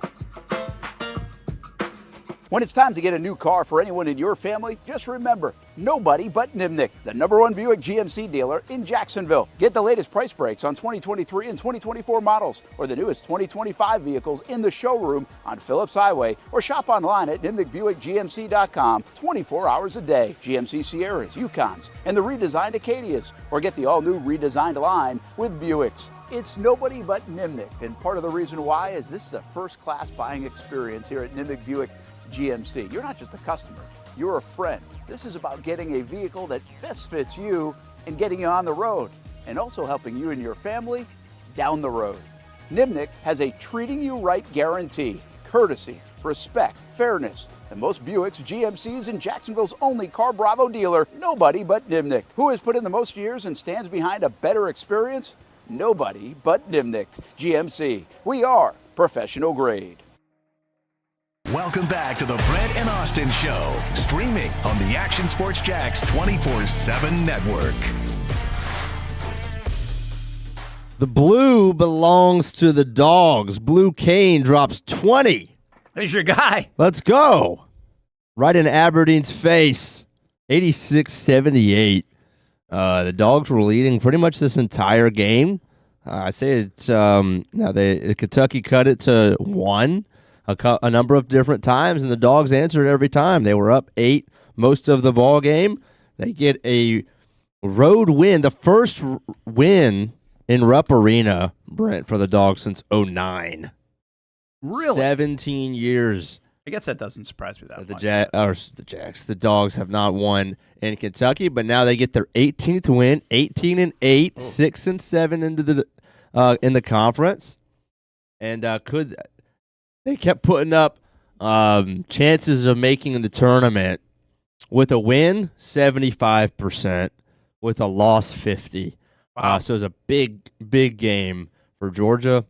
Huge win. They're not out of the woods yet. They've got 2 or 3 games left. 2 of those are tough ones. They have 5 games left. 2 of those are really tough, but a huge win for them, and hopefully that'll mean they make the tournament this year. Yeah, that's a big win because Kentucky actually been playing pretty well. They lost to Florida on Saturday, but to get that win on the road, Georgia can be good. Right? Yeah, I haven't watched a ton of them, but they can be good. The last 2 games that they lost, last to Florida last weekend, they got whooped, and Oklahoma, who's not good, but at least that one was on the road. They were without their leading scorer, Wilkinson, and he was back and played really well last night, had 19, I believe. So their guard play is really good, and then it's just they have one big, the Sumpto Surreal guy, who last night he played like a different guy. The energy was different. The rebounding was better. Like that. If he plays like that, Georgia will play with just about anybody. Not everybody, but they'll play with you. If he doesn't have a good night, then it'll be just like last year. They'll make the tournament as a 10 or 11 seed and be down 20-0 against Gonzaga and get beat by 30, and there's your tournament. There's your season. Here's what call it now. Who's going to win the national championship in college hoops? And we can write this down and come back to it, or this date where we're at, February 18th. So we're like, I think the tournament probably starts a month from tomorrow. I think that's true. So probably March 19th or something like that, and so then we're getting there. Mm-hmm. So a month away, and we've been saying all along we think there are so many good teams. Just to give you an idea, if you haven't paid attention, I think college. I'm not going to pretend like I watch every college basketball game, but I feel like, and I've been saying this ever since like early December, I've watched more and paid attention to a little bit more, and at least like even background noise sometimes. I'm not locked into a game, but I'm kind of got it on, or maybe Ty's got it on and I'm watching it while I'm doing some work at the table, whatever it is. But I feel like I've seen more college hoops at this point than I usually would from a national landscape. And so and it's fun. I think there's so much, I'm having fun with it, and I don't even really care about anybody. I'm not rooting for a specific team. Although the Rhody Rams did get a good win over St. Louis last night. Did you know St. Louis had like one of the longest win streaks in the country? Yeah, so is that going to plummet them? I don't know. I doubt it. All right, so in the Big Ten. That was their first loss of the year? Nah, they had a lot. I think you got to go back to like Thanksgiving or something, I think Ty said. Oh, yeah. Well, nah, okay. that was had Miami a 1-point Ohio. L to Stanford. St. Louis that was their second loss. In Thanksgiving. They lost the first one. Was a 1-point loss to Stanford on Thanksgiving. All right, so here you go. We got locks. Michigan's like number 1 team in the country. Illinois, Purdue, Nebraska, Michigan State out of this according to ESPN, out of the Big Ten. Those are all good teams. And Michigan whooped Purdue last night. They really did. Wisconsin, the should-be-ins, Wisconsin, Iowa, Indiana. Work to do, Ohio State, who got a nice win over Wisconsin last night. UCLA, gosh, I forget they're in the Big Ten. So weird. USC. And I guess since we're on UCLA, we'll get to UCLA in a minute. Can you find that, actually, that Cronin? I got it. Oh, you do have it? Yep. Long shots, Washington. I mean, that's a lot of teams out of the Big Ten, but Big Ten's pretty good. SEC, Florida, Vanderbilt, Arkansas, Alabama, Tennessee should be in, barring a collapse. Kentucky, Georgia is a should-be-in team, according to ESPN. Auburn and Texas. Work to do, Texas A&M, who at one time was ranked like top 15 in the country, I think. Yeah. In Missouri. Long shots, Oklahoma, LSU. ACC has Duke, Virginia, Louisville, North Carolina, Clemson as its locks. NC State, Miami got a nice win last night, by the way, against Virginia Tech. And SMU should be in. Virginia Tech on the bubble. California also on the bubble. Long shot, Stanford, Wake Forest. And let's go to the Big 12. Arizona, Houston, Iowa State, Kansas, Texas Tech, BYU. Really good. Really, really good in the Big 12. I feel like I've watched more Big 12 basketball than anything else. UCF, I think, is sneaky good. Hey, they got a nice win over TCU last night. And they're in the should be in category. It's funny. I've watched TCU play sometime. I think they're really good. And then I'm like, they have work to do. I don't know what's happened to them when I'm not watching. Yeah. They need me to watch more. UCF has upset a lot of big teams this year. West Virginia, also a work to do. And then like Oklahoma State, Arizona State, Cincinnati, Baylor not getting in. They actually, I don't even see Kansas State on there. Obviously, they're not going. The Big East, by the way, has UConn, St. John's, Villanova. Doesn't look my Providence Friars are getting in at all. And the other team that's like undefeated, are they still undefeated, by the way, Miami of Ohio? Has received multiple bids. 25-0. They are 25-0? Okay. Yeah. So anyway, you really look at, I mean, where's your team? I think the top 12, top 15 is, it's loaded. It's loaded. I'm going to give you 12 through 15. Mm-hmm. Okay? And you tell me if you think they can win national title. This is in the AP top 25. Florida, hell yeah. Hell yeah, they can win national title. Texas Tech, don't know enough about them. I wouldn't feel good, but usually a good program. And obviously right there, Virginia. I think they're good. I don't feel like they're a national title team at 14. Michigan State, I feel like I've seen them play some really good basketball. And with him coaching, feel like there's a chance. North Carolina at 16. When they're good, they're really good.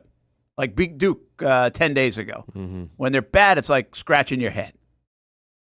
Just some other teams down there that I don't think could probably, like I'm not going to pick them to win it. St. John's, St. Louis, Vanderbilt, Arkansas, Louisville, Miami of Ohio. BYU was way up there at one time. I think they've been a little bit disappointing, actually. So I think this is a top 12. I really go top 12. I think Florida at 12. Gonzaga, can they win it? Haven't seen them a lot. But I do think Illinois, Nebraska's been good all year. Kansas, number 8 now in the country. Purdue, Iowa State, really good. UConn, nobody talks about them this year, but good. Arizona, great. Maybe the best in the country. Yeah. Duke, Houston, Michigan, really good top 4. Like the top 4 is fantastic, but I don't think we're getting that chalk into it. And I got Florida at number 12 in the rankings that I think has just as good a chance as Michigan and Arizona and Duke to win the national title. And that's my point. So go pick one. Pick a team. Pick a team here on February 18th. I'll take Arizona for sure. There's a difference. I want to be creative here. I don't know why I don't like Michigan to win at all, considering they've only lost one game. They've handled that spotlight really well. There'd be a lot of good teams too. Just Houston does this every year. I watched them play the other night. They were fun to watch, man. They got guys that can knock down shots, contested left and right. We know they're going to be in it. They offensive rebound like crazy. They always do. I haven't watched a lot of Duke, but they got Boozer. Mm-hmm.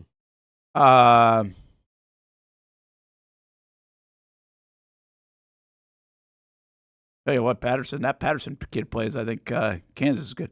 I'm just going to stick with it. I'm not a Gator fan. I think Florida's the hardest out. I really think they are the hardest out. You can't match up with their size. Well, you can't. Very few can match up with their size. Arizona certainly can. And if those guards do anything, they do anything. They don't need to be heroes. They do anything. I think they're like unbeatable. So Noah says he likes Michigan. Okay, well, they're number 1. So, you know, Ty was giving me a stat last night. He said Condon's like 1 for his last 18 hitting threes, and Boogie Flan's 1 for 21, and that's over like the last 6-game stretch. And they've been great. I think it was. Well, first of all, they've won, right, every one of those games. But I said to him, I was like, see, that's where Todd Golden's done a really nice job. He's not saying go shoot it. Saying don't shoot it. I mean, 18 and 21 threes for those guys in a 6-game span is not a lot. Mm-hmm. I mean, you'll get a UNF player that does that in like 2.5 games. You know what I mean? So my point is, they know they're not great at it. So they go do what they're good at. Yeah, they put the ball on the floor. But the last couple of weeks, you got guys like Lee and some others knocking down threes now. And I think they hit 10 in the last 2 games. I don't mind saying this. If the Gators hit 7 or 8 threes in a game, 7, 8 plus, I don't think you beat them. If they went 7 or 8 threes, I just don't think you can beat Florida. And I think they can do that. So I like the Gators here on February 18th. All right, here's my favorite story of the day. Yesterday. Yesterday? Yes. So on one hand, you guys call me old, and sometimes that translates with, hey, sometimes in baseball, you got to pull a guy. Okay, you got to pull a guy. He's not hustling, or he commits he does something stupid. You sit him on the bench, mid-inning if you have to. Okay. Well, I felt like I got that in college basketball last night. Yeah. But then I watched the play again. And then I watched it one more time. I'm like, wait a minute. What are we doing here? I think I saw what you're talking about. I think this guy needs to be applauded. Which guy? The guy or the coach? Well, I started with the coach. Okay. Then I transitioned to the player. Okay. All right. Take us through it. Okay. So this is UCLA. And then we're going to get to the comments made by the coach for a different reason that were extra clowny. This is going to double here. So this is UCLA. They're down 27 points to Michigan State with about 4 minutes left. Okay. This is the head coach ordering someone take his player to the locker room. He basically ejected him. Get out. Yeah. And he gets lambasted from the Michigan State fans. Yes, he does. Okay, so what happened, and we can't show it, I guess. This guy chases this. So UCLA turns the ball over. Okay. Well, they're down by 30, by the way. Michigan State's got a fast break. This dude, and I don't know his name, he attempts a chase down block, and he kind of hacks the guy. It's a hard foul. So coach isn't pleased with him for, I guess, the hard foul.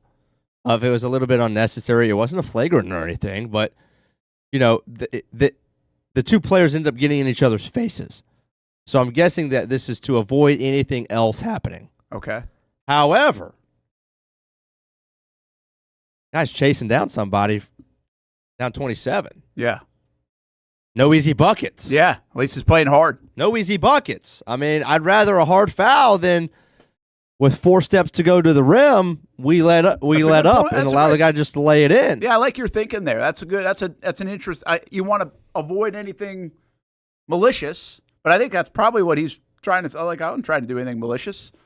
And I like your point on out, like, hey, he's still playing hard with 4:20 to go, and your team's getting crushed for the second straight game. They've lost like by 20-plus points. And so then Mick Cronin, who's a wild.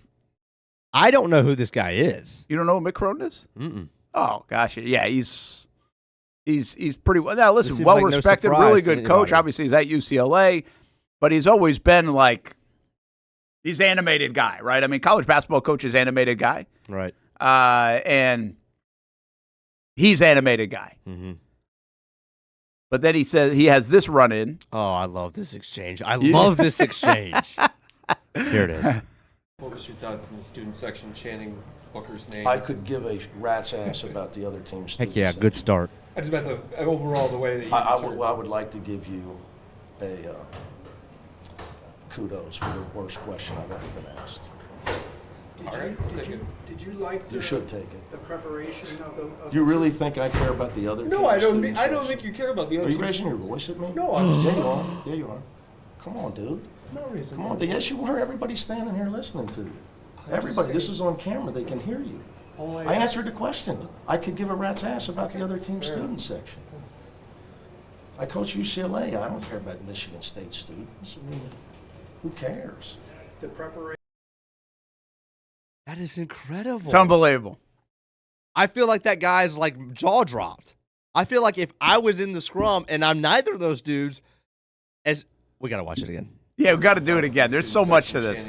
Booker's name. I could give a rat's ass about the other team. All right, I'm with you so far. Yeah, that's fine. Overall, the way I'm mad. I would like to give you What's this all about? He's the instigator. kudos for the worst question I've ever been. That wasn't that bad. By the way, it wasn't a bad question. Do you like You should take it. the preparation of the You really think I can? Okay, so he's the one who's going at it now. He's the instigator in this whole thing. Yeah.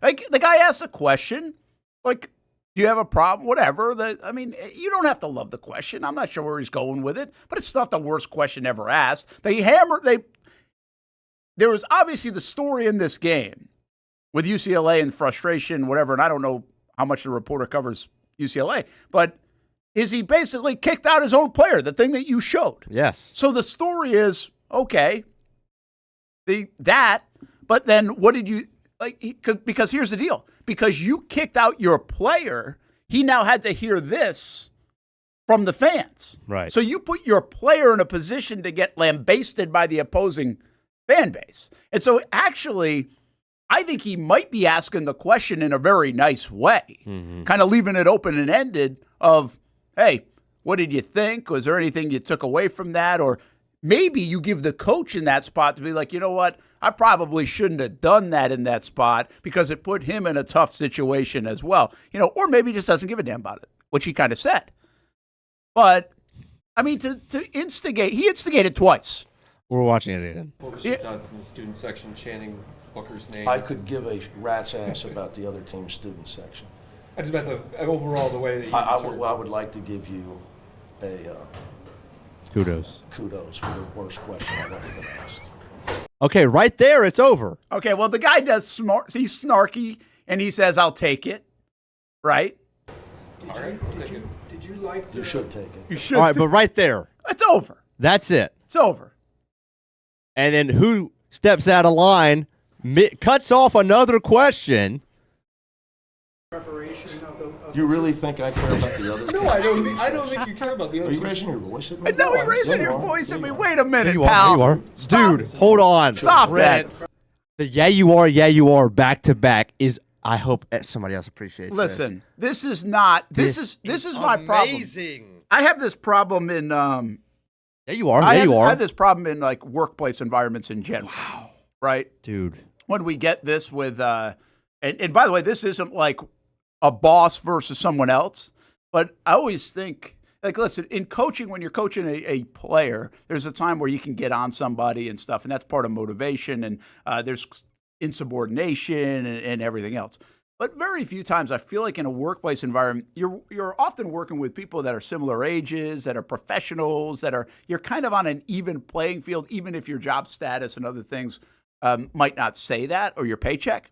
So, like, this isn't the arena to be like saying, are you like yelling at me or yelling at someone a lot, right? I mean, I don't think it is. This thing right here is like, dude, you're not my dad. Hey, Mick, you're not my dad. Like, if I were to raise my voice to you, and really he didn't, he just kind of like, hey, I was just trying to, you instigated this thing. I'm trying to defend myself. And yeah, now we're animated a little bit. It wasn't raising your voice. He is literally scolding this reporter like it's his 12-year-old son. The fact that when he asked him if he raised his voice before the other guy could say whether he was, yeah, you are. Like, he literally wouldn't let him talk. Like, that is. I hate these guys. That is gaslighting I don't at hate the Mick highest Cronin. level. I don't hate Mick Cronin, okay? I hate, this is what I've said this for decades. Mm-hmm. I'm listening. I can't stand the idea of big-time college football coaches and big-time college basketball coaches, and this is why. One more time. This is why. the preparation of the You really think I care about the other team? No, I don't think you care about the other Are you team. raising your voice at me? No, I'm just Yeah, you are. talking. Yeah, you are. Come on, dude. No reason. Come on, Come yes, on, you are. dude. Everybody's standing here listening to you. Everybody, this is on camera. They Yeah. can hear That's you. how. Who's everybody Answer the talking about question. today, I could Mick? give a rat's ass about the other team's student section. And we're all Because you talking said about that. you being a dumbass today, Mick. Who cares? This Yeah, is you the are. Yeah, you bubble are. these dudes live in. Dude, This is the world they live in. This is the environment they live in. They think they are so big. Their ego is so big that this is real life for him. Like, that is a real life moment for that guy. because his ego is so damn big, he doesn't even know it's as big as it is. That's what I can't stand. Like, again, Mick Cronin's a really good basketball coach. I think he's a really Is he? overall. Well, he's at UCLA, man. He's a good basketball coach. Hey, what's UCLA done? Well, you want to say how good a basketball coach. The bottom line is he's a really good coach, got a good resume. And I really think I feel like I've heard from a lot of different people he's a really good dude, too, in their circles and stuff. Okay. But again, this is where you get wrapped up in the system. But this is Saban would do this. Urban Meyer would do this. Mick Cronin does it. I'm sure Rick Pitino's done it. John Calipari's done it. It happens in the environment of big-time college football and college basketball. You don't even get this 9 out of 10 times. You will get it occasionally, but you don't get it as much in professional sports. Unless you're Doug Peterson. What? That wasn't. Doug didn't do that. Something like that. Doug didn't do that, though. Okay. Like, Doug didn't do this. Brent, it's not just the ego. Okay? This is the definition also of being SAWFT soft. How soft can you be? Offended that somebody would dare pick up their voice one notch in your presence, in your midst, as if you are a high and civilized, and this is high society. We don't do that around here. Can we watch it one more time? Yeah.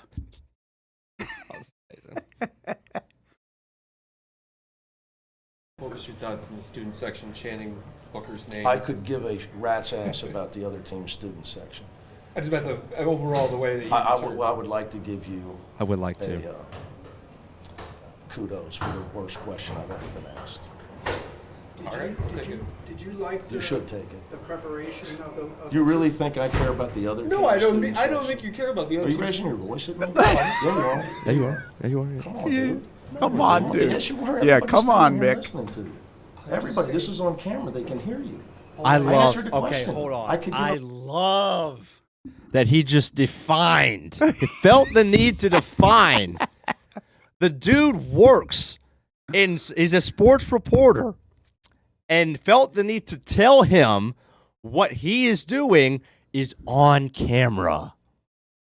It's while he's probably holding his own phone or camera just like this. But that's my point here, Hamby. Like, the bigger point here is he doesn't realize what he's doing looking like an ass is also on camera. He doesn't even realize it in real time. He thinks the other guy's the problem. He's the problem.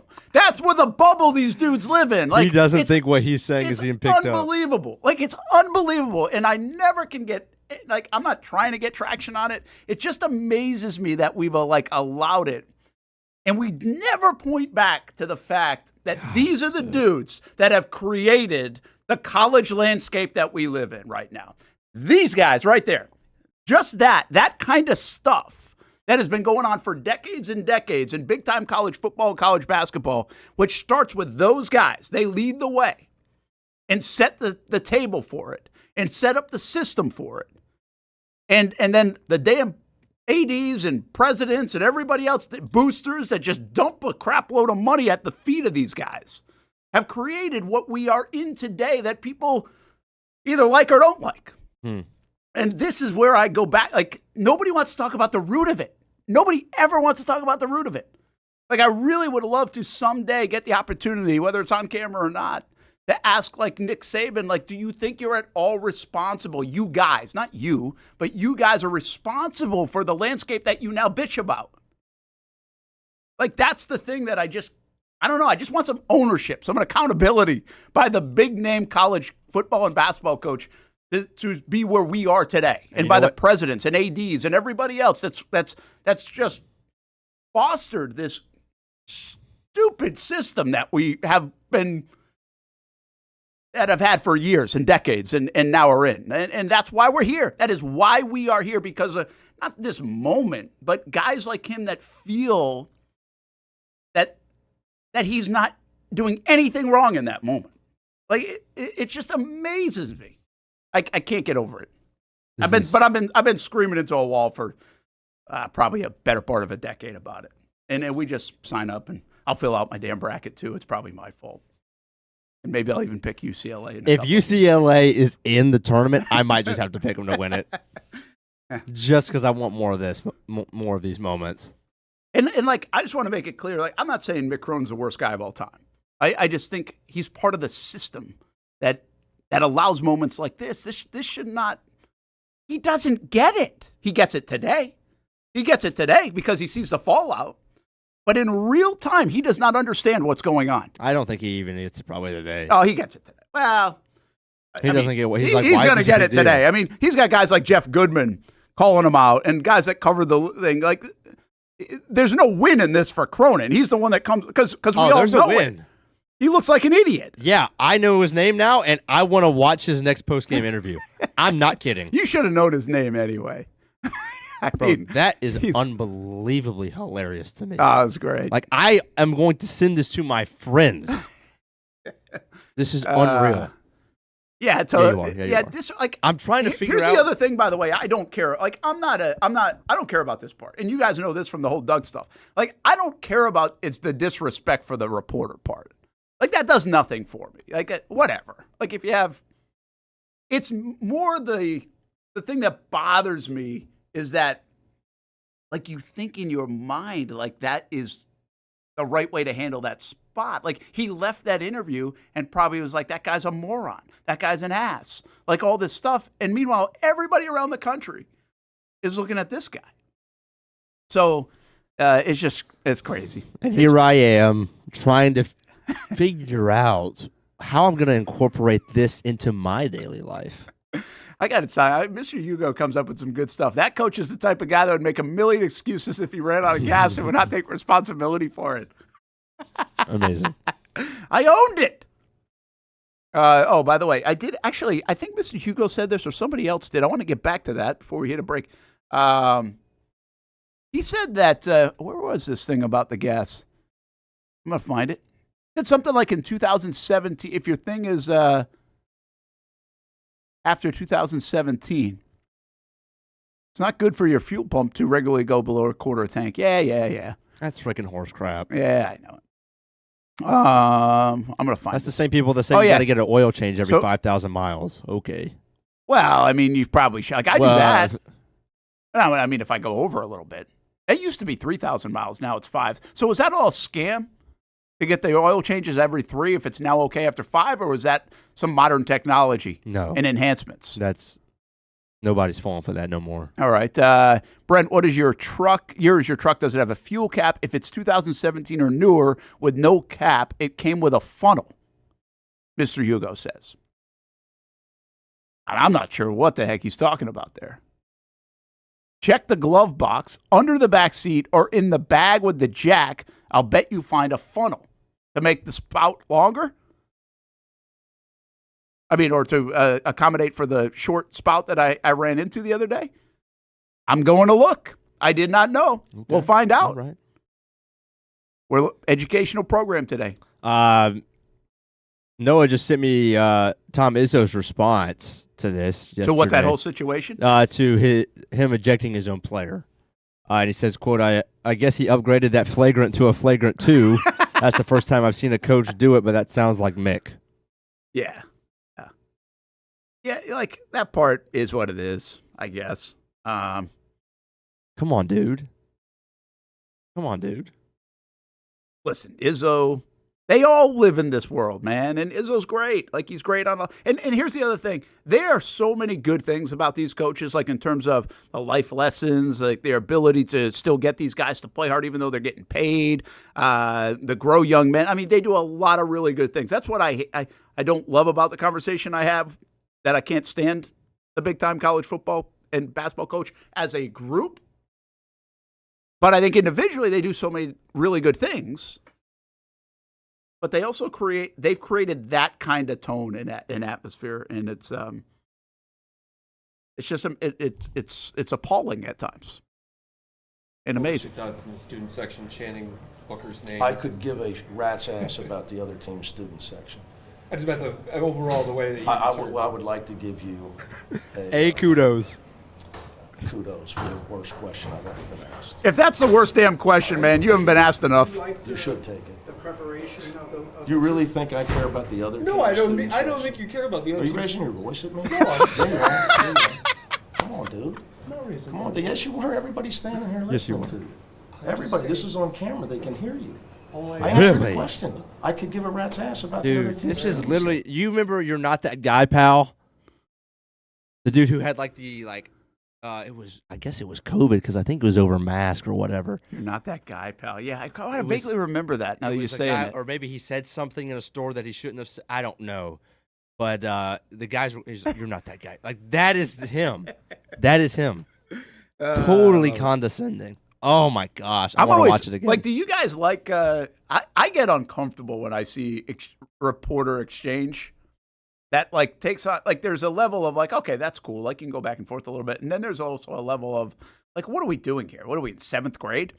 You know, like, that's what I feel like. What are we doing? And I think there are some reporters now that just, they kind of like it to be a little bit antagonistic and get that. Like, this guy didn't strike me as that. I have no idea who he is. But there gets a level of these. And this one never really got that much for me, I guess, but where it gets like, okay, take this outside. We don't need to all hear this, I guess is my point. Because what's going to happen today, if that guy covers UCLA on a regular basis. Yeah, I want to know who that is. Well, he's going to go apologize to him. And sorry. Like, he'll say it. He'll say sorry, call him in, or he should. And, you know, that's it. It is what it is. That's fine, too. But is Mick Cronin like really short? He is, yeah. He's like 5'4". Oh, okay, that's what everybody's saying. Yeah. Yeah, this is Yeah, though they would say little man syndrome or something like that a little bit. But I mean, again, I don't know if I believe in all that stuff. I just against the environment that we've created in college sports, and this is why I bring it up all the time. Gosh, those guys have ruined it. But we still enjoy it, so maybe they haven't ruined it as much as I think. Maybe I'm just dead wrong pounding this soapbox for the last decade, and nobody else really cares. Somebody said Mick Cronin could only ever be successful at 2 professions: college basketball coach and prison warden. So pretty cool he found one of the 2. Delphonic says, I missed the earlier combo. Running your gas tank low isn't a myth either. Not good for your fuel pump. Delphonic, how do you know so much about so many things? That's a great question. Well read.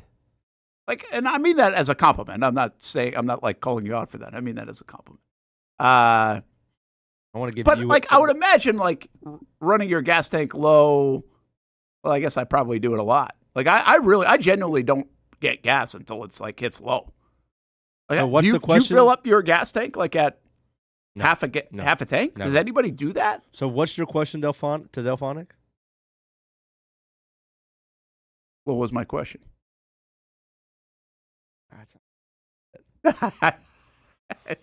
Did I miss the mission I said what he just said, Mick Cronin? Well, you asked, how do you know so much about so many things? Yeah, how do you know so much about so many things? I was going to pull the Cronin. Delphonic said, that's why I apologize for sharing the... Sorry, I missed you on that one. I apologize for sharing the Doug You Wouldn't Understand video. Felt bad for you, and it got shared a lot. Yeah, I mean, you didn't need to feel bad for me. Maybe it helped the profile. Who knows? But even that Doug thing with me wasn't an exchange, though. That's my point. I didn't I wouldn't clap back in that setting. I've been doing this for 25 years, and I've asked a lot of questions and a lot of dumb questions. A lot of questions people, and I don't feel like I've ever clapped back in real time. I just feel like that's for after the presser or in private or wherever else. And Doug and I did have a conversation later that night. So, but yeah, I just never been a big fan of it, but I don't mind when people do it, I guess. It just gets to a point where it gets uncomfortable for everybody in the room.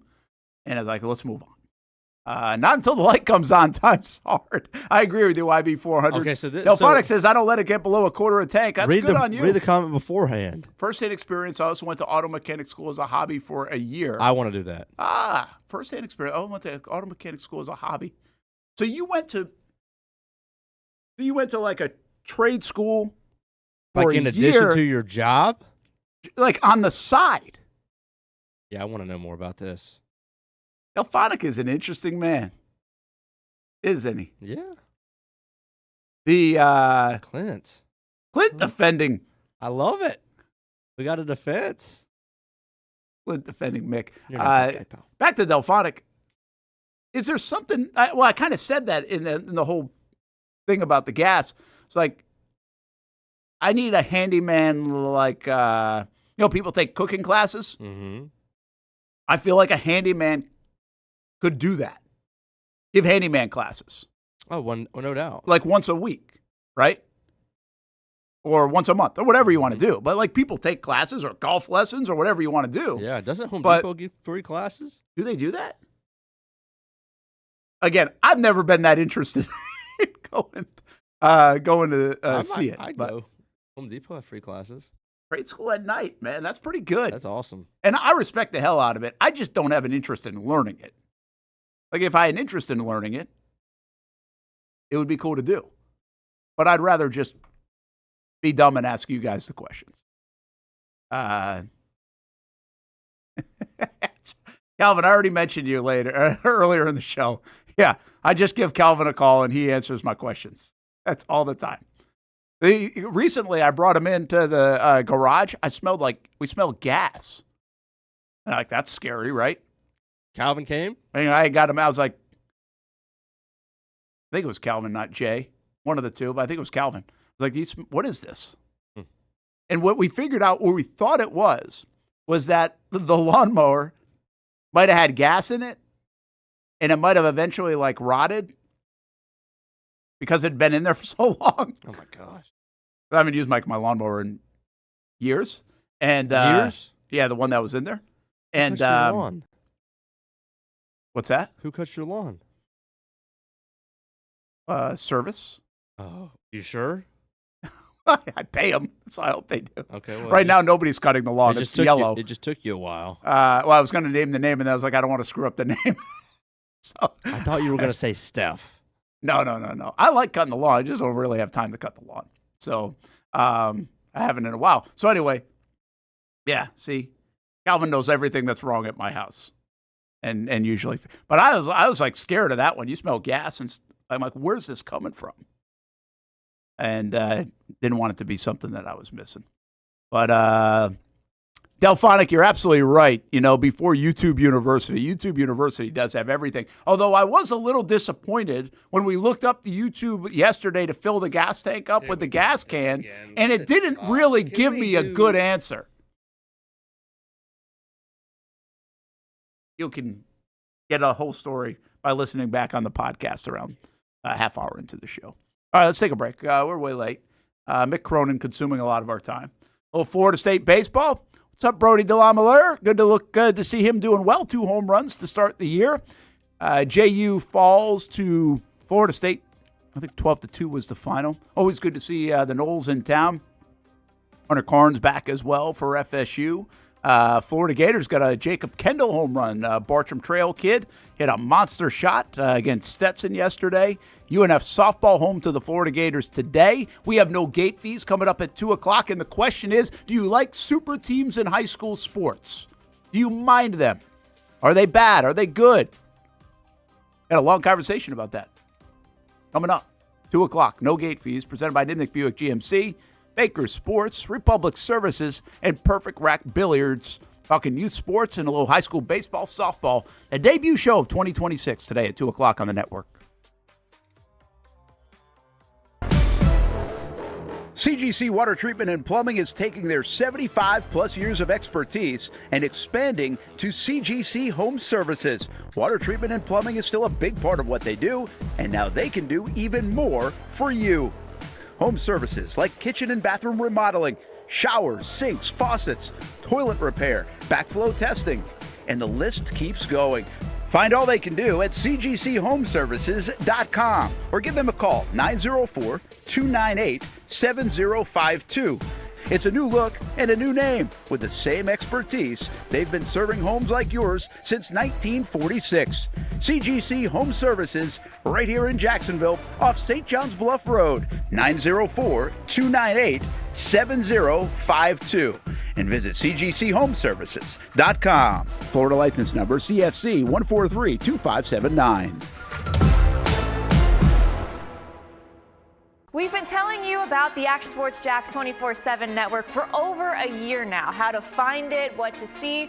Simply put, it's TV online. Local sports content all day, every day. Just like this. Did you always want to make history? Like, think that big, or just say, hey, I want to play in the NFL? I always say I wanted to play in the NFL. Cuts it back to her left side, takes a shot, and into the back of the net. Oh, what a pass. Oh, my goodness. What a pass. Say he doesn't make a tackle. You still feel like his presence is felt in every single play. I did have a sense that they wanted to be bold, that they wanted to make a splash.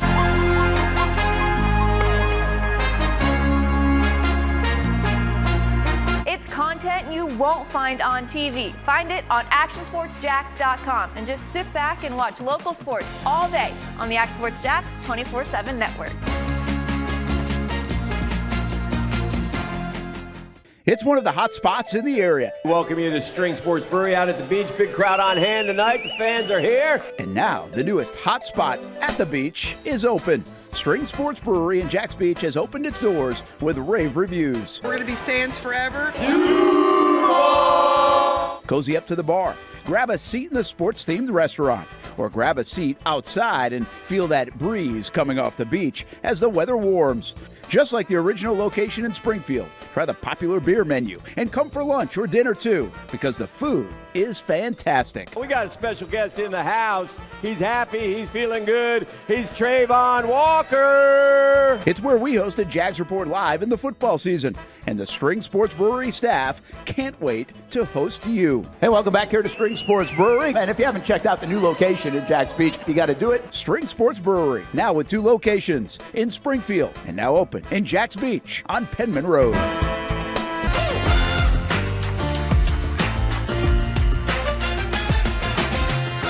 Empower a future, inspire a dream. It's a bold but simple mission for the Jacksonville Police Athletic League known as Jax PAL. Help the next generation of kids in Jacksonville shape a brighter future. Their after-school programs, teenage leadership programs. There's community outreach. This has been just an awesome opportunity to be out here with my colleagues and do something good for the community. It's really been an interesting opportunity to just see everybody work together in a way that we don't normally in the office. And there's sports.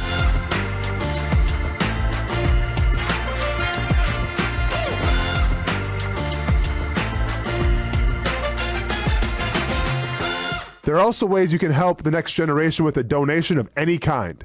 Just visit jaxpal.org to get more information. Empower a future, inspire a dream with Jax PAL.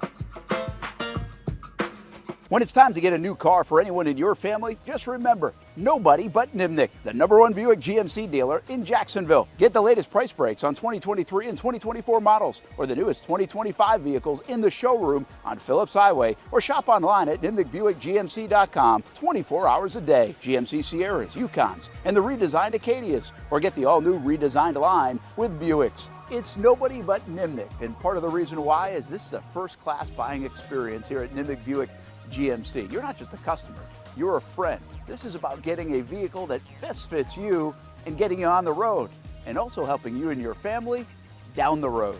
Nimnick has a treating you right guarantee, courtesy, respect, fairness. And most Buicks, GMCs, and Jacksonville's only Car Bravo dealer, nobody but Nimnick. Who has put in the most years and stands behind a better experience? Nobody but Nimnick. GMC. We are professional grade. Welcome back to the Brent and Austen Show, streaming on the Action Sports Jacks 24/7 network. Hey, welcome back to the network. Brent Martineau along with Jason Hamby. Austen Lane down in Fight Camp joins us first hour of the show. You can always check out the entire show, broken up hour by hour on the podcast. Check out the podcast wherever you do that. We've had some really good numbers on the podcast, so we appreciate the folks that are listening there. Don't forget to check out actionsportsjacks.com. You can watch the show. You can watch basically 24 hours of local sports, a lot of it replay, and some things that we have produced and done in the past that you can catch up on. Storytellers of the 904, we're going to unveil a new episode or new season of that coming up shortly. We have no gate fees today at 2 o'clock. We have Fleet and Footy at 2 o'clock on Thursdays, Talent Talk now Mondays, and we replay some of that. So that's what the network is, Action Sports Jax 24/7 network. Find it at actionsportsjax.com. We've been promoted a little bit, and the first hour of the Brent and Austen show now runs on actionnewsjax.com, the Action News Jax Now stream. Millions of people watching there, by the way. And I'm actually like not well, I'm exaggerating, but not crazy exaggerating. They get millions and millions of hit on that every month. So let's see what else we got for you. I wanted to go somewhere else. Oh. We do have Storytellers coming up. I'm looking forward to season 2. One of the most fun shows that we do, a little passion play there. And I don't want to give away some of the guests. I want to make sure we get the guests before I give them away and who we're going to have. But there is some kind of fun stuff. We may actually be putting that show on television in some capacity. That's kind of cool. And tomorrow we got Let's Go Fishing. We actually are going to talk a little bull riding tomorrow. PBR in town. PBR in town Friday and Saturday. So those guys are always fun. Austin will be back in studio for that. And listen, it's a potpourri of things right now this time of year, and we love it. Potpourri? Easy. Potpourri. Potpourri. Nice job. I got it? You did. Like that. We should do a spelling bee here on the show. I think I would. You good at spelling? Yeah, I think I would take it. Really? Yeah, I do. I've lost a little bit off my fastball. I don't know if I want to be set up to fail. I'm a lot closer to the fifth grade spelling I did go to the bee than you citywide are. spelling bee 2 years in a row, I think, back in 4th and 5th grade it was. Did get out on the word heinous in 4th grade. Always remember it still. I can't remember the other word I got out on. H-E-I. To lose. Yeah, I don't think I was even close on heinous. Hadn't heard of that one before. Heinous act. Glenn, are we tired of Danny Hurley's foolishness? Yes, I think you are. far past it, yes. Yeah. I think people are tired of it. So, yeah, I don't know if you're saying, hey, we're not, but we are of Mick Cronin. But I think, we kind of are tired of that. The act that is the big-time college coach at times, even though they have good programs. Can't take that away from him. I asked Hamby this because we're kind of all over the map on from running out of gas to other things. It's brought up this, around the house kind of stuff. And I think Delphonic said he went to trade school as a hobby to learn how to be a mechanic. Very cool. Love it. And I asked Hamby, I said, is there something that you'd like to do? Because people go to cooking class. Some people go to dance class with their wives or, I think. I don't. I always here's the thing that I respect. Like if your kid, I love the videos when your kids get married, and the dad and the daughter put on some dance show. Oh, you're a big fan of that? Yeah, I like that. I think that's kind of cool. I like that they worked on it kind of quietly and nobody knew. You see them pop up from time to time, and they're really good. And it's like, man, if I ever happened to me, that'd be awesome to just show up at a wedding and be able to kill it on the dance floor. Okay. But I wouldn't put the work in. I don't want to do it. I just don't want to do it. Now, I mean, your kids can get you to do crazy things, I guess, but I don't think so. Anyway, I like that. So my point is, what would you want to go do? And I was telling Hamby, I said, right now I'm not itching to do any of that. I'd like to get my golf swing a little bit better, but I'm not itching enough to go work on it 4 times a week. That's the thing with the golf swing. If you want to fix it or make it a little bit better or be better at it, you got to go work at it. Same with the gym, right? That's why we've been doing, I didn't do them this commercial break, but we've been doing our push-ups and our squats. Today. I've been all commercial breaks today except for that last one because we were talking about this. So, in my life, I'm wondering when that time is going to come where I'm I want to go try this. You're not far. And I think I'm getting closer to that. And what I was explaining to Hamby is right now we're chasing the kids around with ball, and football season's its own monster. So, take that aside. But this time of year, there's time to do some things. But right now I'm driving Daytona to Pensacola to wherever else, and that's what we're spending our time doing. But in a few years, that will be done. So Calvin. What am I going to do? Calvin, I've got a drum teacher for you. I'm picking up drums. Nice. I'll give you lessons. Hey, Calvin, I'd like to see that out in the driveway, baby. And maybe I'll get some video. We can showcase it here on the show. I'll come by and do a double lesson with you and Calvin. All right. Live show. I'm in. From the cul-de-sac. Very good. But anyway, what is it that I'm going to do? Like, I don't think I'm going to do it Delphonic. Like, I don't care about fixing my car. I'll pay someone to do it. Okay. They're going to do it better than me. I got to drive it. I don't want to mess it up. Okay. I was telling you, I think people like to put their own pavers in and things like that. Some people will do that. Okay. Nah, not really. Don't care. The other thing about it is, like, I did a lot of this stuff when I was a teenager and in my college life. I used to work I worked with my buddy's painting business, so I painted a lot, sanded a lot, did all that stuff. I did a lot of lawn work. I put in in-ground sprinklers one summer. Fun job. That was fun. Very cool. Let's see, what else did I do? My same buddy, his brother, owned a used appliance business. So we would go all around Rhode Island, like dropping off refrigerators and washers and dryers and carrying them up 3 flights of stairs. And I learned a little bit how to fix like some easy stuff, like a heating element in a dryer. But now I don't remember how to do it, and I wouldn't do it. I'd just probably get somebody else to do it. But like, what should I want to pick up? Like, I'm not going to cook. I don't want to cook. I don't want to go take a cooking class. And then you said something that I thought was pretty interesting. Yours would be what? I learned like woodworking, how to build a house. How to build a house. If I just got given a ton of time, what I would do. I built a deck with my uncle back home in Rhode Island when I lived there for a couple of years. And I would say he did most of the work, but I was there helping. Mm-hmm. Yeah, there's this freaking guy on Instagram. His name's Bert. And he started his page. He just says, "My name's Bert, and I'm going to build my house." And literally every video, like from scratch, he's a home builder. He's a young dude. He's probably my age.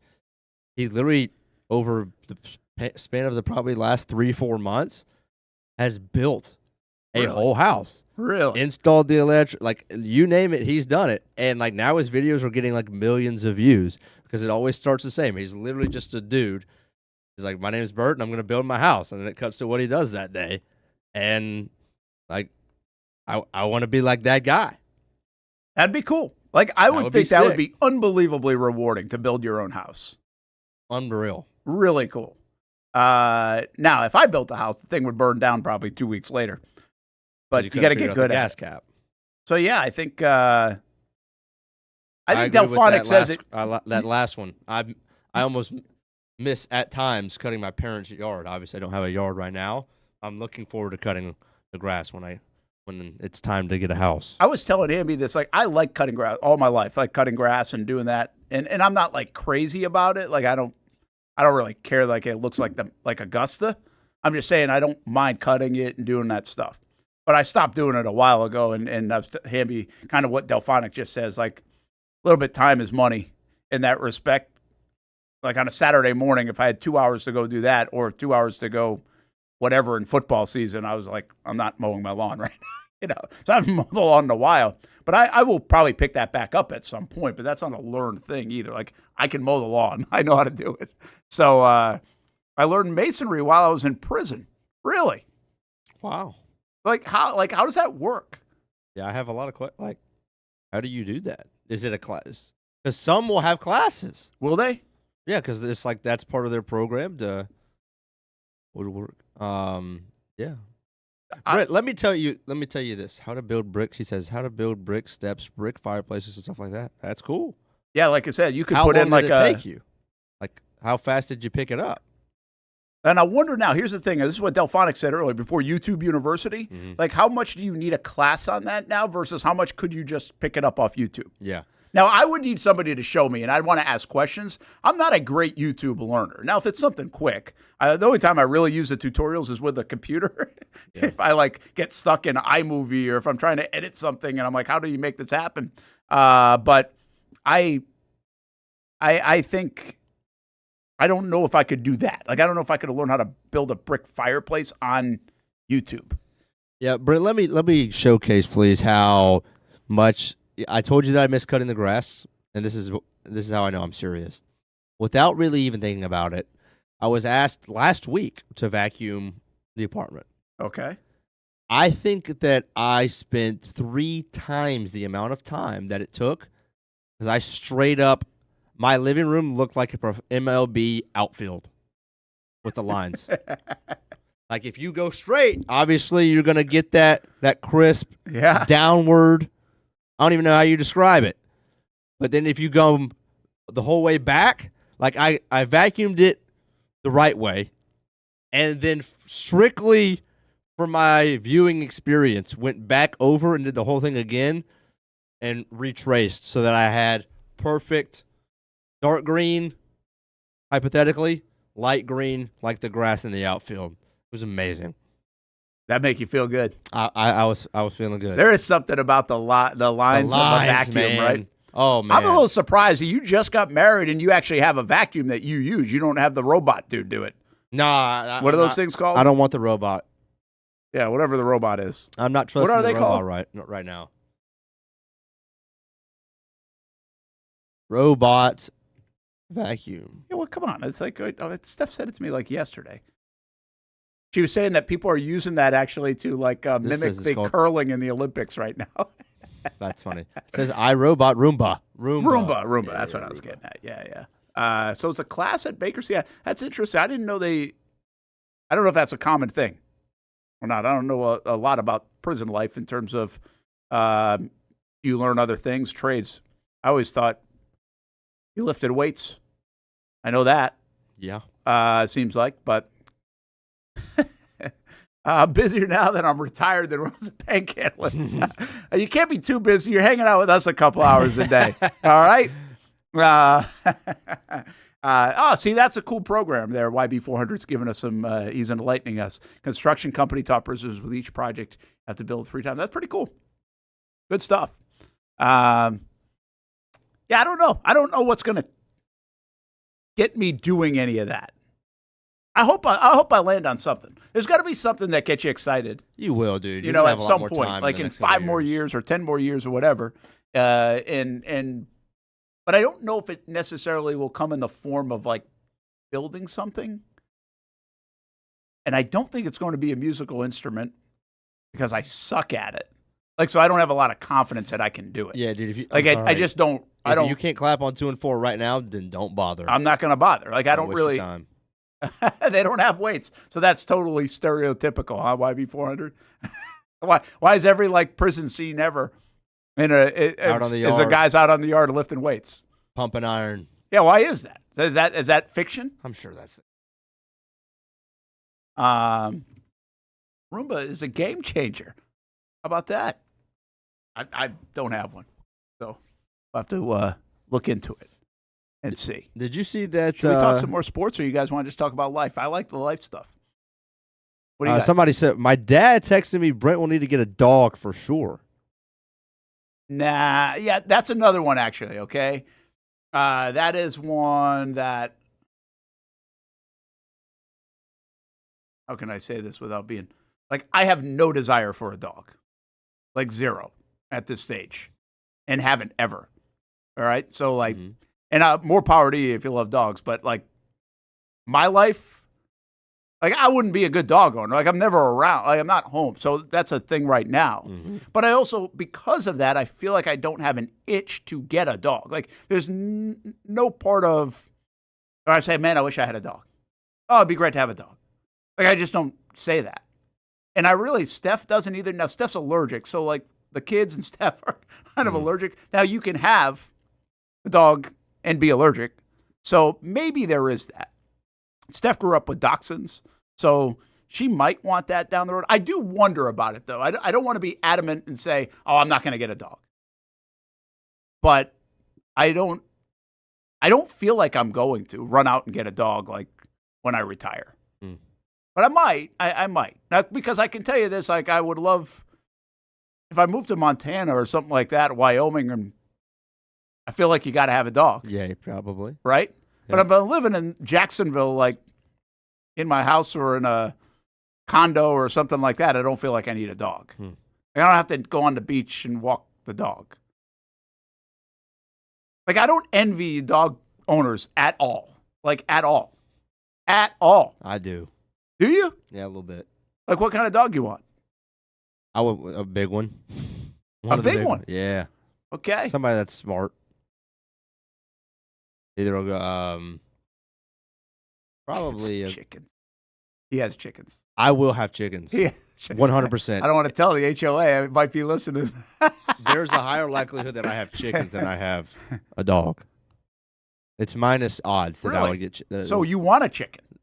More or so, chickens. my wife used to have them when she was a kid, and okay, that'd be cool. Yeah, I always have fresh said eggs. That. I have said that I want a goat, but I don't know if I really want a goat. Why? I don't know. I just always said I wanted a goat. You can't do anything with it. I don't know. And it does nothing for you. But it doesn't seem like I got to walk it at 5 a.m. either. It just kind of takes care of itself. But then what's the point? Just to look outside and say you have a goat? Yeah, kind of. Okay. Let's talk about the goat. Another goat. All right. Good transition. Anthony Richardson. Good segue. Anthony Richardson is expected to seek a trade. He requested a trade? He is expected to request. Oh, okay. He has not requested. I think I saw somebody. Who did I see tweet about this yesterday? And I don't know if I want to steal somebody at another place. I don't know who it was now. So I'll say it anyway. Sorry if I don't. Maybe it is someone at the other place, or another place in town. I'm not sure. I don't think it was, but they mentioned something that I hadn't really thought about much. How much of a mistake? This is a different question to get to it. How much of a mistake was it for Anthony Richardson to leave and go pro? And some of that is, okay, he needed more development, right? I mean, he was just an okay college quarterback, and we all know that. Everybody in Gainesville knew that. I think everybody knew that. You're really risking on potential. But the other thing about that is how much could he have made in NIL money if he had stuck around? How much did he miss that window by? Was it a year? Right, the guy's making a 4-year, $33 million fully guaranteed rookie contract. Yeah, I'm not telling you he's poor. That's not my point. My point is he could have developed, got paid, and then had been in a much better situation now at 24 years old. He's still super young, right? So I'm taking the other side. I think he did the best. That was the best thing he could have possibly done. Really? Yeah. Look, why was you don't Anthony, think he would have been better off staying in college and then be a better pro? No. He probably would have been a better pro, but maybe not. Okay, so first of all, let me come with this. I don't believe in Anthony Richardson. Never did. Never was scared of him as a dog. Didn't know why the Colts drafted him in the first round. Didn't think he was anywhere close. Like, literally anywhere close. And it wasn't just because he was a Gator and now he's a Colt. That being said, he was drafted for one reason and one reason only. Potential. Yeah. Potential. If Anthony Richardson stays in college for 2 more years, then there's no mystique anymore. I get it. I get that. He was drafted because there's so much unknown, and it had the body and the athleticism, had offensive minds quite literally drooling of what could be.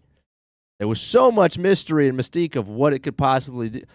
If he plays 2 more years, and then you're sitting there scratching your head, well, he's had the time to develop, and he really hasn't. Then maybe he gets drafted in the 6th, 7th round, and he never gets even a chance to start. He has had an opportunity to start in the NFL already, and he signed he was obviously a first-round pick. He's got $33 million.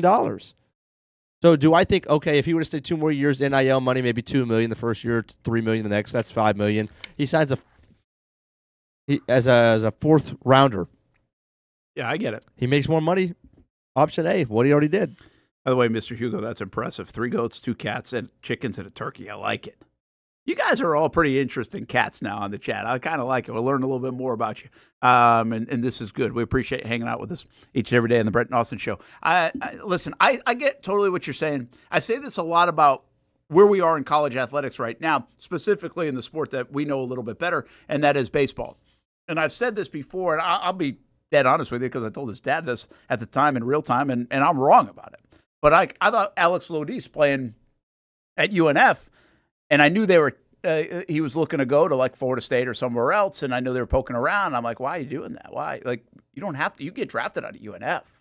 And my thought was, and this was, again, I had no idea if he'd get lost in the shuffle at FSU because there are so many people coming in like Alex Lodis. And quite frankly, he did at first.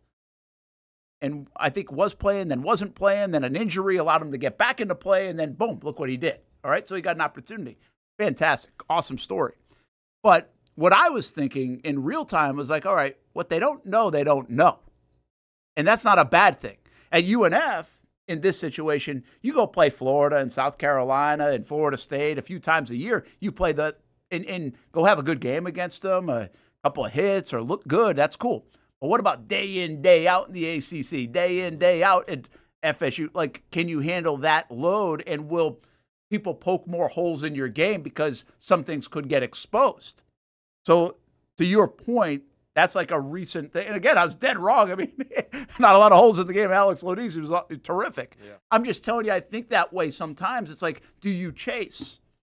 Or are you in a good spot? And I think from Anthony Richardson's standpoint, I think what you're saying is you never believed that he would be good at all anyway.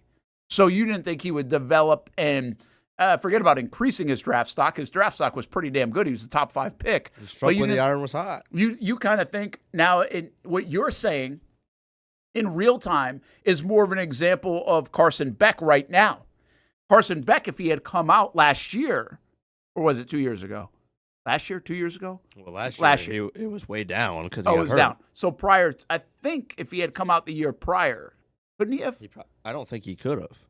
But if he had, he would have been a top 60 pick. Okay. Because that was only after 1 year. Yeah, maybe it was going into last year that he was perceived as being a top 3 pick at one point. Was that at the beginning of last year? That was at the beginning of 2024 with Georgia. His second year as a starter. It was like, hey, if Beck, improves. Yeah. And then he didn't have that area of a year, and then he got hurt, so his stock tumbled. And then it tumbled. Okay, so that's one risk. By the way, Anthony Richardson could get hurt, and by the way, got hurt a lot. Good move. Go get the money. The other thing is you could lose your draft stock, and when you end up getting top 5, it's really hard to argue you could have done better. The only way to go is down. But at the end of the day, the point is $33 million is a lot of money, and he's going to be fine. Hopefully he does well with that, even if he doesn't ever get a big deal for the rest of his career. Well, what he could have made, let's just take the sunny side of this, is, hey, make some NIL money anyway, probably make $5-6 million. Right. And he gets better at his craft with more time. And even if he is a later first-round pick, he has a chance to be a better quarterback and therefore get the second deal, and you're talking $50 million. Now, again, if you don't believe that was going to happen, like Hamby says, he did exactly what was right. He didn't make a bad decision, I don't think, because, well, quite frankly, he's all set for life if he handles things correctly. But I also think he might be done. He might be simply done. I don't know if he's a backup quarterback in the NFL. Done, Why would he be a backup? There's no way. Who's he backing up? Why is he a backup? He's got to style it. Is he going to back up Trevor Lawrence? Why? Why would you invest in him as a backup? What's he giving? You have no idea. You want to know what you're going to get in a backup quarterback. You have no idea what you're getting. And Anthony Richardson, why would he have, if he's not going to get a chance to start, or at least be in the mix to compete, which he could find in, New York or some other place. But those options are limited. Who is bringing Anthony Richardson on to be a backup quarterback? What's the point? How's he helping you be a backup quarterback? Yeah, I don't know how much he's helping you as far as the duties of a backup quarterback. At the same time, there's too much talent for him to not get signed. If Taysom Hill can stick around as a pseudo quarterback for all of these years, then Anthony Richardson will stick around for somebody to keep 3 quarterbacks and say, hey, we have run packages at the goal line for Anthony Richardson.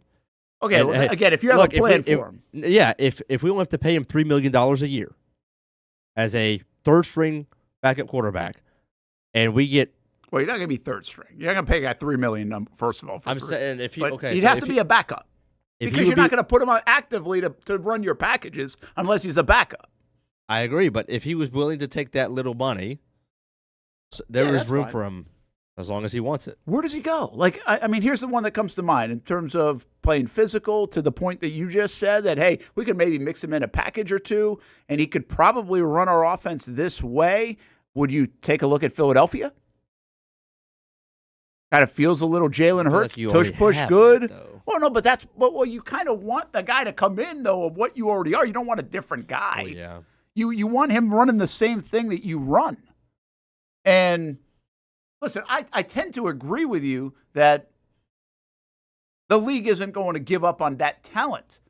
I'll give you this. But are they going to invest? Like, is that a smart move to invest in him as a backup? I don't know about that. If the Dolphins were running it back with McDaniel, Hill, and they made none of these moves, you're going to tell me he's not a better option than, I mean, who are they trotting out there after Tua? Yeah, that's fair. Skylar Thompson? Like, get a guy who could run pitch option with Achane, and you might win a couple games. Well, and again, maybe there are a few more fits than So, like, possible. the McDaniel offense would have been, dude, if he was with the 49ers right now, and with McCaffrey, with Juszczyk and Kittle in that run game, he'd be able to do something. He really, who's the Eagles' backup? Because he feels like the Eagles feel their passing game isn't a precision passing game anyway, right? We run the ball, and by the way, Jalen Hurts could throw a deep ball to those guys if Tanner needed. McKee. Who is it? Tanner. Yeah, exactly. McKee. So I guess you kind of are answering the question. There are not a lot. They're not 32 deep on backups in the NFL either. No. So you're probably going to give this guy another shot. I just think he's a great unknown, but so is Tanner McKee, and so is Skylar Thompson. So, like, or maybe you do know those guys aren't going to be any good. But, he's fascinating to me.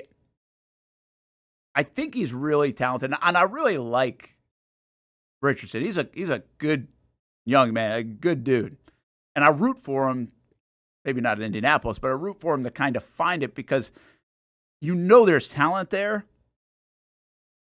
But at the same time, it just feels like we already know this story ain't going to work. Well, between injuries and just consistent QB play, I don't know if anybody's going to give him the time enough to figure it out. That's why he should stay with Indianapolis. How is that not the best spot for him? Yeah, but they know you. They might bring Daniel Jones back. So what? If the guy gets hurt, then and you're healthy, you're going to play. Well, not only that, Daniel Jones is not a lock to play well again. So if I'm thinking from his camp, but the reason why they could ask for a trade is they just know they don't believe in him. I mean, does that mean if he's going to ask for a trade, does that mean Colts might cut him? They're paying him guaranteed money, so.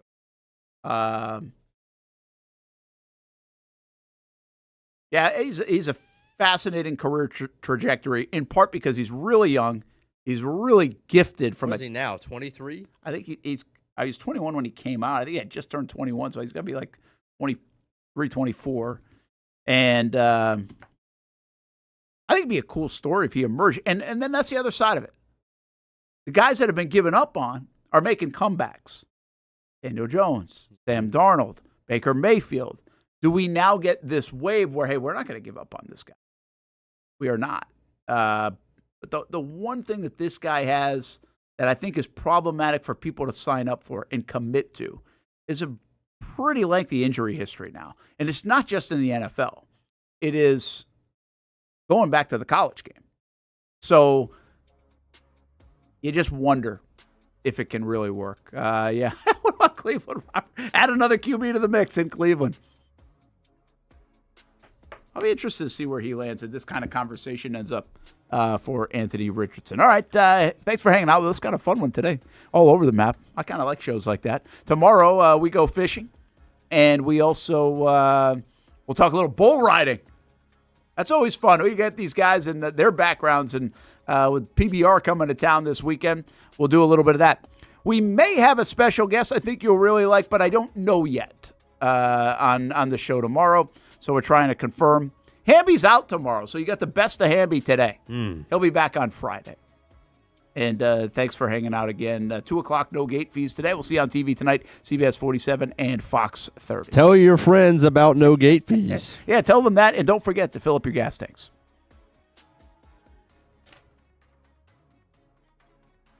If you don't see a pit, it ain't legit. When you hear that, you think Bono's Pit Barbecue, a staple in Northeast Florida now for 75 years. A place that feels like home with friendly service. A meeting place for friends, family, or business occasions.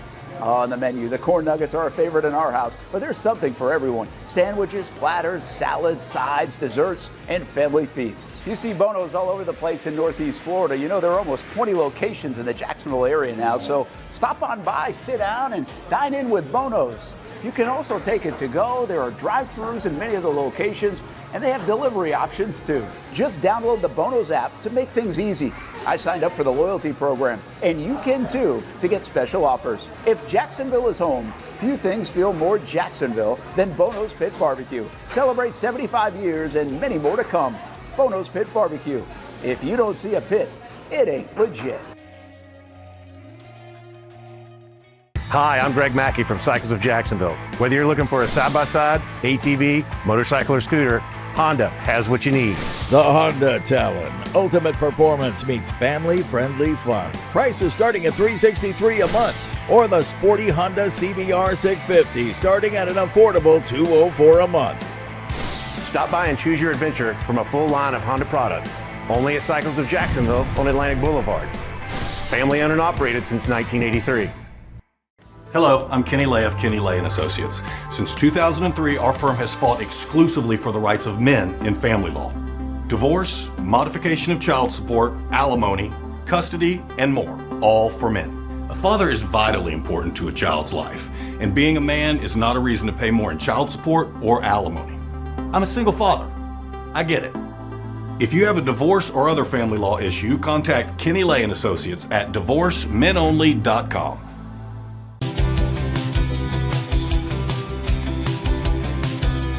Welcome inside the Armor Guard exterior and gutter helmet showroom. There's a lot going on, like glass exteriors, replacement windows, and down there we have the retractable screens and awnings, plus hurricane protection. Let's talk more about those gutters, and to do that, we bring in Kevin. He's the owner, he's the expert. Why Gutter Helmet? Well, Gutter Helmet's truly the only maintenance-free product. It lets the trash and debris go on the ground, the water wraps around and goes inside. Unlike filters, they sit on top of the gutters, and the trash and debris build up on top of filters, which requires maintenance. With Gutter Helmet, we're going to keep you off the ladder, the most dangerous thing in your garage. With Gutter Helmet, you'll never clean your gutters again. So get off the ladder and put on the helmet. Gutter Helmet. Get a free estimate at gutterhelmetofnorthflorida.com. You can also call 904-762-7779 or visit the showroom on St. John's Bluff Road in Jacksonville. In this video, I'm going to show you how to easily access Action News Jax Now using your Roku device. First, launch Roku. Next, use the menu list to scroll down to the search feature. Then, use the remote to enter Action News Jax into the search bar, and then click Action News Jax thumbnail. Once you see this screen, go ahead and select Add App. Wait a few seconds for it to install. Once it finishes installing, press the star button on your remote and click on Move App or Move App to the top. Finally, select the app back on your home screen to open it. Now you can watch all the great content on Action News Jax Now. Live daily breaking news. We have breaking news happening right now in Clay County. First alert weather and traffic. Looks like we have a tornado warning. Let's take a look at that. Action Sports Jax 24/7. We've got the Brent and Austen Show daily, live sporting events, and long-form interviews you can't see anywhere else. And shows like Law and Crime and much more. And that's how you access Action News Jax Now.